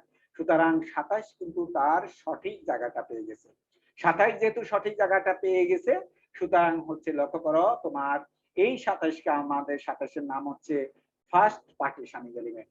সে হচ্ছে আমাকে দুই টুকরা করে দিয়েছে লিস্টটাকে। এই এক টুকরা হচ্ছে এফ থেকে শুরু করে জে মাইনাস 1 পর্যন্ত, কারণ জে এর মান 7। এক টুকরা হচ্ছে এফ থেকে শুরু করে জে মাইনাস 1 পর্যন্ত, আর এক টুকরা হচ্ছে জে প্লাস 1 থেকে এল পর্যন্ত। দুইটা টুকরা আমাকে করে দিচ্ছে। এখন লক্ষ্য করো 27 কিন্তু তার সঠিক জায়গাটা পাইছে 27 বার। 27কে বাদ দিয়ে তুমি এবার চিন্তা করবা, 27কে বাদ দিয়ে চিন্তা করবা কিভাবে? বাম পাশের টুকরাকে তুমি চিন্তা করো। বাম পাশের টুকরাটা আছে কত? 8, 15, 8, 9, 14, 26, 18। বাম পাশের টুকরাতে এটা আছে। বাম পাশের টুকরাতে আছে 15, 8, 9, 14, 26, 18। এই টুকরাতে তুমি কি করবা? এতক্ষণ পর্যন্ত আমি যেভাবে করেছি এইভাবে তুমি আবার নতুন করে শুরু করবা। নতুন করে শুরু করবা মানে কি সেটা আমি বলছি। বাম পাশের টুকরাতে এফ হবে, এইখানে 15 হবে তোমার এফ, 8 হবে তোমার আই, 18 হবে তোমার হচ্ছে জে এবং এল। ঠিক আমি শুরু থেকে যেভাবে করছি, শুরু থেকে একটাকে এফ ধরছি, একটাকে আই ধরছি, একটাকে জে ধরছি, একটাকে এল ধরছি। জি ঠিক স্যার, ওইভাবে তুমি ভুলে যাবা তোমার আগের আই জে কে ছিল, ওগুলো সব ভুলে যাবা। আগে কে ছিল সেটা সব ভুলে যাবা। ভুলে গিয়ে তুমি মনে করবা যে স্যার আমাকে 15, 8, 9, 14, 26, 18 দিচ্ছে। এটাকে তুমি মাথায় রাখবা। যে 15, 8, 9, 14, 26, 18, 27 আর 27 বাদ, তাহলে হচ্ছে যে 18 পর্যন্ত আর কি, 27 আগ পর্যন্ত। তাহলে 15, 8, 9, 14, 26, 18 তুমি মনে করবা স্যার শুধু এটাকে আমাকে সর্টিং করতে কুইক করতে দিচ্ছে, তাহলে তুমি করবা কি আবার 15 কে ধরবা এফ, এই 8 এর এটাকে আগের মতো করে, আগে যেরকম আমরা আই ধরছি ওরকম করে আই ধরবা। জি স্যার। 18 কে ধরবা হচ্ছে যে 18 জে আর এল ধরবা, ধরে আবার করবা বাম পাশের অংশকে আবার করবা। করলে বলো দেখি কে সঠিক জায়গা পাবে, বলো দেখি কে সঠিক জায়গা পাবে। স্যার 15 15 সঠিক জায়গা পাবে, কারণ প্রথমবার তোমার কিন্তু সঠিক জায়গা পাইছে 27, তাহলে তোমার 27 সঠিক জায়গা পাইছে প্রথমবার। কিন্তু এখন যদি তুমি বাম পাশের অংশে করো তাহলে তোমার সঠিক জায়গা পাবে 15। লিস্ট আবার 2 টুকরা হয়ে যাবে। আবার যদি আমি করি আবার আরেকজন জায়গা পাবে। এইভাবে আবার ডান পাশের অংশটা তুমি করতে হবে। ডান পাশের অংশে কিভাবে করবা, আবার 29 কে ধরবা এফ, 32 কে ধরবা জে এল, 55 কে ধরবা আই, এভাবে করবা। করলে এখানে 29 সঠিক জায়গা পাবে। তাহলে লক্ষ্য করো এইভাবে সঠিক জায়গা পেতে পেতে, এভাবে সঠিক জায়গা পেতে পেতে এক পর্যায়ে সবাই সঠিক জায়গা পেয়ে যাবে। সবাই যখন সঠিক জায়গা পেয়ে যায় তখন তোমার সব ডাটা সঠিক হয়ে যাবে। কথা বুঝতে পেরেছি? এবার বলো কার কোনো প্রশ্ন থাকলে আমাকে বলতে পারো। কার তাড়াতাড়ি বলো, তাড়াতাড়ি বলো। স্যার একটু তাড়াতাড়ি স্যার, শেষ করে দিন। হ্যাঁ, তাড়াতাড়ি শেষ করবো। আমি 50 শেষ করতে পারবো, একদম 50 শেষ করতে পারবো। বলো। স্যার ডান সাইডের যে টুকরোটা ছিল সেখানে যদি স্যার 3টে এলিমেন্ট না হয় 2টা এলিমেন্ট হতো তাহলে? 2টা এলিমেন্ট হলেও তোমাকে ধরতে হবে, কারণ কম্পিউটার তো জানে না যে 2টা এলিমেন্ট আছে কি 3টা এলিমেন্ট আছে। তোমার তো চোখ আছে বলে তুমি দেখতে পাচ্ছ, কম্পিউটার কি চোখ তখন আছে? তাহলে আই জে এল এই তিনটাই হয়তো মানে লাস্ট এলিমেন্টটা। ডান পাশে একটাও থাকতে পারে, শুধু 2টা না, একটাও হতে পারে। তো শুধু ধরো 29 আছে, তাহলে কি হবে? সেটাই তো কি হবে মানে হ্যাঁ, তাহলে তো সেটাই আই, সেটা হবে হচ্ছে এফ, এবং সেটা হবে তোমার এ, আচ্ছা আর আই হবে হচ্ছে এফ এর পরেরটা। তখন কন্ডিশন যেটা আছে সেটা কিন্তু ফলস, প্রথমবারে ফলস হয়ে যাবে। সেটা আমি পরে আসছি। তুমি হচ্ছে যে আসো আগে বুঝতে পেরেছো কিনা কুইক সর্ট কিভাবে কাজ করে এটা বুঝতে পেরেছো? জি স্যার। হ্যাঁ, কুইক সর্টের এই ফার্স্ট পার্টিশনিং এলিমেন্ট পর্যন্ত আমি করেছি। তুমি পরীক্ষার জন্য যেটা করবা সেকেন্ড পার্টিশনিং এলিমেন্টের জন্য করবা। সেকেন্ডারি পার্টিশনিং এলিমেন্ট মানে 15 যখন সঠিক জায়গা পাবে। কিভাবে 15 সঠিক জায়গা পাবে বলছি? 15, 8, 9, 14, 26, 18। আমি আবার বলছি যারা বুঝতে পারো না, 27 কিন্তু সঠিক জায়গা পর্যন্ত আমি করেছি। এবার 15 কে সঠিক জায়গা কিভাবে পাবো? তুমি একদম তুমি ভুলে যাবা তুমি এতক্ষণ পর্যন্ত কি করছিলা, তুমি সব ভুলে যাবা। তুমি ভুলে যাওয়ার পরে তুমি মনে করবা স্যার আমাকে 15, 8, 9, 14, 26, 18 কে স্যার সঠিক করতে দিচ্ছি। স্যার আমাদেরকে যদি বলে সেকেন্ড পার্টিশন এলিমেন্ট দেখাতে তাহলে আমরা 27টা তো করবোই, সাথে তারপর আবার 15 27 তো হয়ে গেছে। 27 মানে পর্যন্ত, হ্যাঁ যদি ওই পর্যন্ত এক্সামে আসবে। দেখাতে বলো। হ্যাঁ, 27 পর্যন্ত তুমি আসবা প্রথমে। এই পর্যন্ত তো করবাই, করার পর 27 এই পর্যন্ত তো আসবাই। সেকেন্ড পার্টিশনিং এলিমেন্ট বললে এই পর্যন্ত তো করতেই হবে। এখন তো এই পর্যন্ত আমি করেছি, এই পর্যন্ত করতেই হবে। এবার তুমি বাড়তি কতটুকু করবা সেটা শোনো। বাড়তি কতটুকু করবা সেটা শোনো। তুমি ধরে নিবা যে স্যার শুধু আমাকে 15, 8, 9, 14, 26, 18 কে সঠিক করতে দিচ্ছে, কুইক করতে দিচ্ছে। তুমি ধরবা 15 হচ্ছে এফ, 8 হচ্ছে আই আগের মতো, তারপর 18 হচ্ছে জেল। জে এল, এই 18 কে জেল ধরে তুমি এই অংশ 27 এর আগ পর্যন্ত এই অংশকে করতে থাকবা। করতে করতে করলে কি হবে? 15 সঠিক জায়গা পেয়ে যাবে। 15 যখন সঠিক জায়গা পেয়ে যাবে তোমার বাম পাশের সেকেন্ড পার্টিশনিং এলিমেন্ট বের করা শেষ।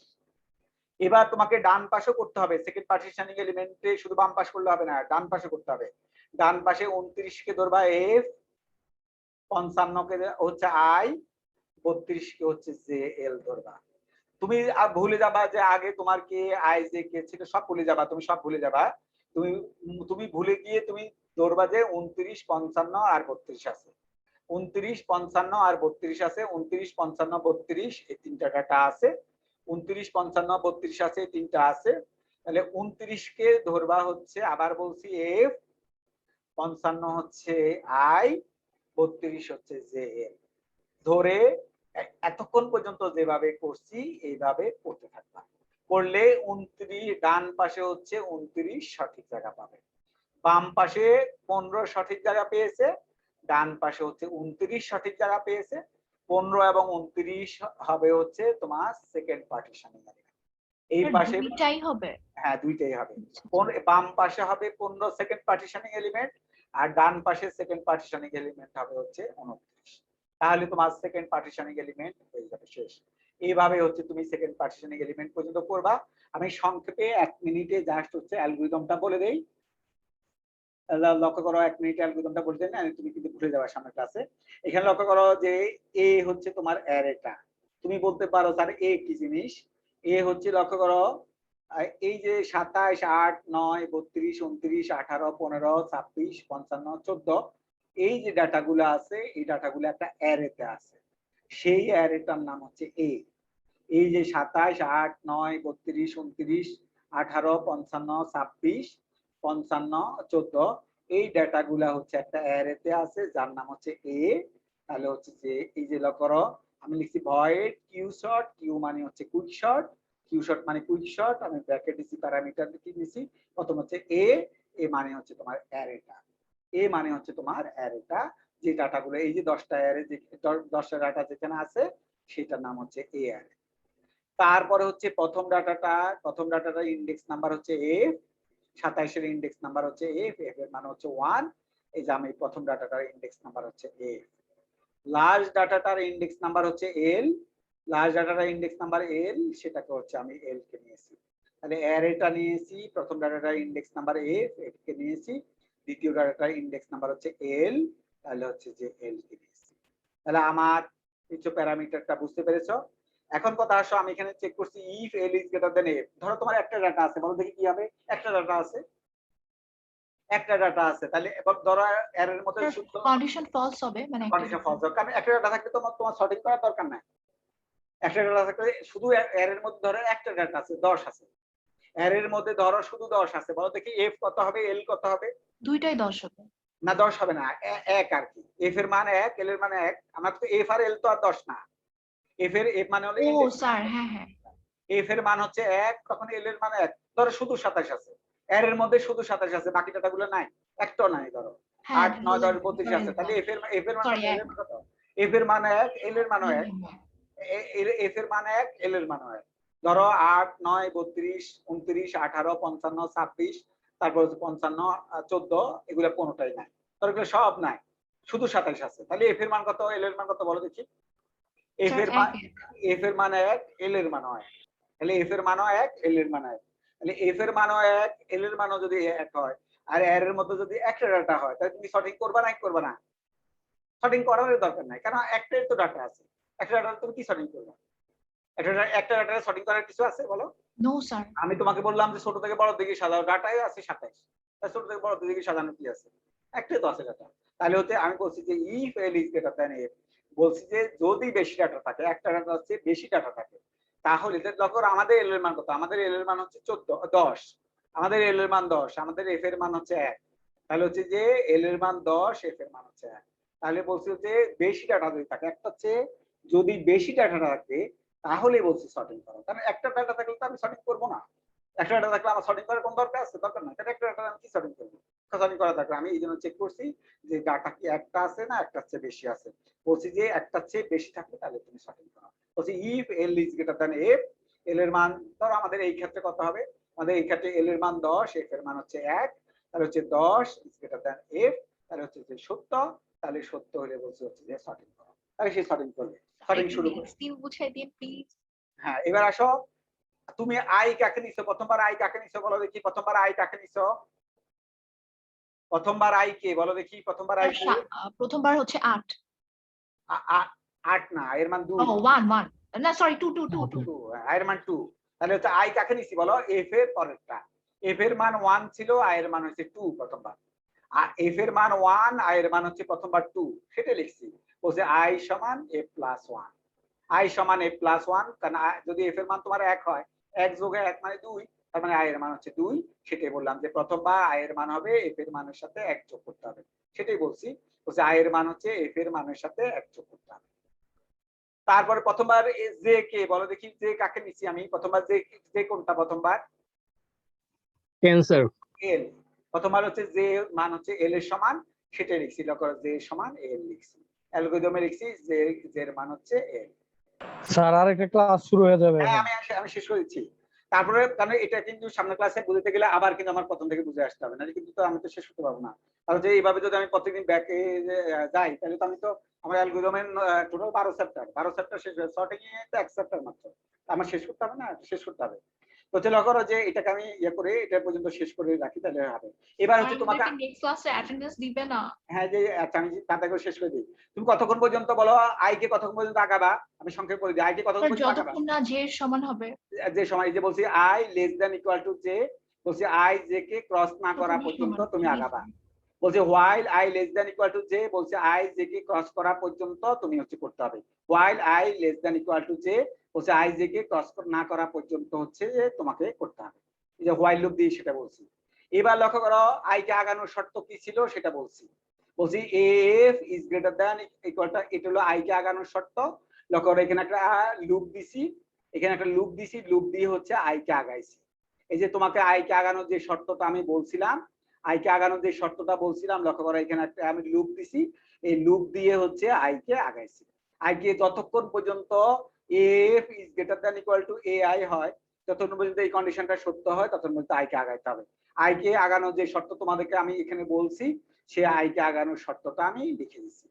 তারপর আসো জে কে পিছানোর যে শর্তটা তোমাকে আমি বলছি, আরেকটা লুপ দিয়ে লক্ষ্য করো, আরেকটা লুপ দিয়ে জে কে পিছাইছি, আরেকটা লুপ দিয়ে আমি জে কে পিছাইছি। প্রথম হোয়াইল লুপ দিয়ে আমি করছি আই কে আগাইছি, দ্বিতীয় হোয়াইল লুপ দিয়ে জে কে পিছাইছি। এই লাইনের কথা পরে আসি। এবার যখন হচ্ছে যে আই আটকাই গেছে, জে আটকাই গেছে, তখন আই আর জে আটকাই গেলে আমরা কি করি মনে আছে? আই আর জে আটকাই গেলে আমরা কি করি বলো? আই আর জে আটকাই গেলে আমরা কি করি? আই বাড়িয়ে দিই জে কমিয়ে দিই। এই ইন্টারচেঞ্জ করি না আমরা? সোয়াপ করি স্যার। সোয়াপ করি। এই তোমরা এত তাড়াতাড়ি কথা বলে যাও কেমনে? তো হচ্ছে যে এ আই আর এ জে কে হচ্ছে সোয়াপ করতে হবে। এই যে বলছি এ আই এবং এ জে কে সোয়াপ করতে হবে, এ আই এবং এ জে কে বলছি সোয়াপ করতে হবে, এ আই এবং হচ্ছে এ জে কে সোয়াপ করতে হবে, সেই কথা বলে দিচ্ছি এখানে। বলছি হচ্ছে যে এখানে ধরো আই সামনে দিয়ে আগাইলো, জে সামনে পিছাইলো, পিছানোর পরে এক পর্যায়ে আই আটকে গেছে, জে আটকে গেছে, বলছি এরপরে এ আই আর এ জে কে সোয়াপ করে দাও। সোয়াপ করে দিচ্ছি। সোয়াপ করার পরে তোমাদেরকে একটা কথা বলছিলাম, কি বলছিলাম বলো দেখি? সোয়াপ করার পরে অটোমেটিক আই এর মান কি করতে হবে? অটোমেটিক এক বাড়াইতে হবে। এই যে অটোমেটিক আই এর মান বলছে I equal to I plus 1, I এর মান বলছে অটোমেটিক এক বাড়াইতে হবে। তারপরে বলছি অটোমেটিক জে এর মান এক কমাইতে হবে। এই যে অটোমেটিক বলছি জে এর মান এক কমাই দিতে হবে, অটোমেটিক জে এর মান এক কমাই দিতে হবে। এই লক্ষ্য করা এখানে এই বাইরের হোয়াইল লুপটা এখানে শেষ। এভাবে বারবার ঘুরতে থাকবে, ঘুরতে ঘুরতে আই কে আবার আগাবে, জে কে আবার পিছাবে, যখন আটকায় যাবে আই আর জে আবার সোয়াপ করবে। এই যে সোয়াপ দিছি আমি, যখন সোয়াপ করবে, সোয়াপ করার পরে অটোমেটিক আই কে হচ্ছে এক বাড়াবে, জে কে এক কমাবে, আবার লুপ ঘুরে এখানে চলে যাবে, গিয়ে আবার আই কে সামনে আগাবে, জে কে সামনে পিছাবে, পিছনের দিকে পিছাবে, যখন দুজন আটকায় যাবে এ আই আর এ জে সোয়াপ করবে। সোয়াপ করার পরে আবার হচ্ছে যে আই কে এক বাড়াবে, জে কে এক কমাবে। এভাবে সেই অংশের মধ্যে লুপ দিয়েছি, যেহেতু এই অংশের মধ্যে ঘুরতে থাকবে কতক্ষণ পর্যন্ত? যতক্ষণ পর্যন্ত আই জে কে ক্রস না করে। আই জে কে ক্রস না করা পর্যন্ত বলছি হচ্ছে যে এভাবে চলতে থাকবে। যখন আই জে কে ক্রস করে গেছে তখন তুমি কি করছিলা মনে আছে? আই জে কে যখন ক্রস করে গেছিলা, আই যখন জে কে ক্রস করে গেছিলা তখন কার সাথে কাকে ইন্টারচেঞ্জ করছে বলো? এফ এর সাথে জে, সেটা লিখছি। লক্ষ্য করো এই হোয়াইল লুপের বাইরে এসে লিখছি আই যখন জে কে ক্রস করে গেছে, কারণ হোয়াইল লুপ যখন টার্মিনেট হয়ে গেল তখন হচ্ছে লুপের বাইরে চলে আসলাম, বললাম যে এফ এর সাথে এ জে কে তুমি সোয়াপ করো। এফ এর সাথে বলছি এ জে কে সোয়াপ করো, কারণ যখন তুমি হচ্ছে আই জে কে যখন ক্রস করে গেছে তখন যে এই যে বাইরের হোয়াইল লুপ থেকে সে বেরিয়ে আসছে, বেরিয়ে আসার পরে বলছি হচ্ছে তুমি এফ এর সাথে এ জে কে সোয়াপ করে দাও। এফ এর সাথে এ জে কে সোয়াপ করে দিলাম, তাহলে সেটাও হলো। তারপর সোয়াপ করার পরে তুমি কয়টা লিস্ট পাইছো বলো? সোয়াপ করার পরে কয়টা লিস্ট পাইছো বলো? দুইটা লিস্ট। বাম পাশের লিস্ট কত থেকে কত পর্যন্ত বলো দেখি? এফ থেকে শুরু করে কোন পর্যন্ত? J minus 1। বলছি হচ্ছে এফ থেকে শুরু করে জে মাইনাস 1 পর্যন্ত এই অংশের মধ্যে তোমাকে আমি বলছি হচ্ছে তুমি হলো আবার করতে হবে। এটা বলছি না সেকেন্ড পার্টিশনিং এলিমেন্ট বের করতে হবে, এটা বলছিলাম তোমাদেরকে করতে বলছিলাম। তো এই অংশের মধ্যে আবার করতে হবে। সে আবার মানে কি? সে আবার মানে তোমাকে কুইক সর্ট আবার করতে হবে, সেটাই বলছি। কুইক সর্ট আবার করতে হবে কোন অংশ থেকে কোন অংশ? এ অ্যারে এফ থেকে শুরু করে জে মাইনাস 1 পর্যন্ত, বলছি এফ থেকে শুরু করে জে মাইনাস 1 পর্যন্ত এই অংশের মধ্যে কুইক সর্ট আবার করতে হবে। আবার তোমাদেরকে এটাও আমি বলছি ডান সাইডও করতে হবে। ডান সাইড মানে কি? ডান সাইড মানে হচ্ছে বলছি কুইক সর্ট আবার করতে হবে কোন অংশের মধ্যে?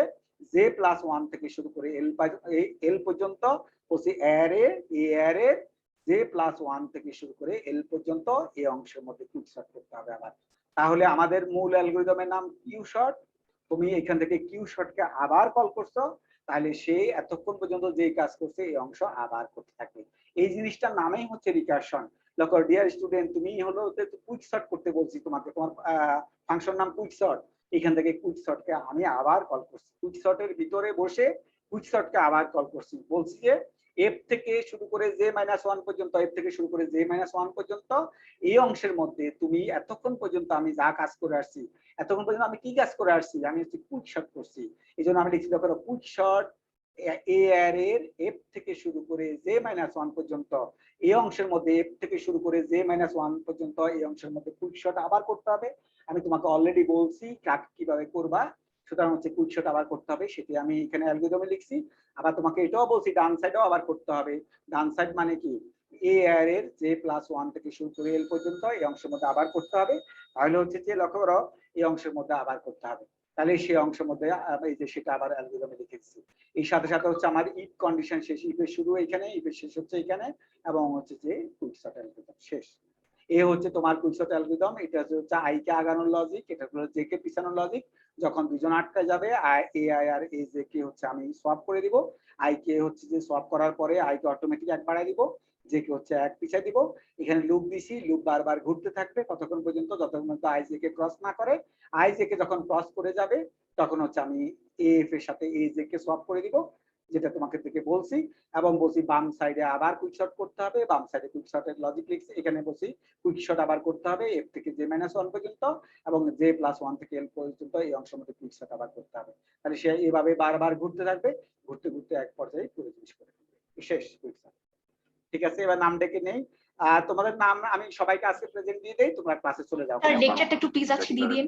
হ্যাঁ, সবাইকে আমি প্রেজেন্ট দিয়ে দিব। আর সবাইকে আমি প্রেজেন্ট দিয়ে দিব আজকে ক্লাসে, তোমরা ক্লাসে চলে যাও। কেমন? Thank you, sir. Assalamu alaikum. আসসালামু আলাইকুম স্যার। আর ভিডিওটা দিয়ে দিব, তোমরা ভিডিওটা শুনবা কেমন, কারণ তোমাদেরকে সেকেন্ড পার্টিশনিং এলিমেন্ট বের করতে হবে তোমাদের। স্লাইডটা একটু আপলোড করে দেন স্যার। বলো ভিডিওটা দিছি তো, অলরেডি আপ করছি তো গত ক্লাসে ভিডিও। স্যার গত ক্লাসে আমি ছিলাম কিন্তু রেজিস্ট্রেশন করছিলাম তো স্যার 5 তারিখ করছিলাম। তুমি সামনের ক্লাসে বলো, যেহেতু আজকে সময় শেষ, আজকে আর ইয়ে করতে সামনের ক্লাসে দিয়ে দিব, তুমি মনে রেখো। Okay sir. Okay sir. আসসালামু স্যার ইনভিটেশন লিংকটাও পাইনি। আসসালামু আলাইকুম। ইনভিটেশন লিংক দেখবা যে ওই ইএলএমএস এর শুরুতেই আমি দিয়ে দিয়েছি। Okay sir. ইএলএমএস এর শুরুতেই ইনভিটেশন লিংক আমি দিয়েছি। ওকে স্যার, আসসালামু আলাইকুম। ঠিক আছে, আল্লাহ হাফেজ। হ্যাঁ, তাহলে তোমরা হচ্ছে ডাউনলোড করে নিও, ডাউনলোড করে পড়ো আর কি। হ্যাঁ, তো ঠিক আছে, আসসালামু আলাইকুম।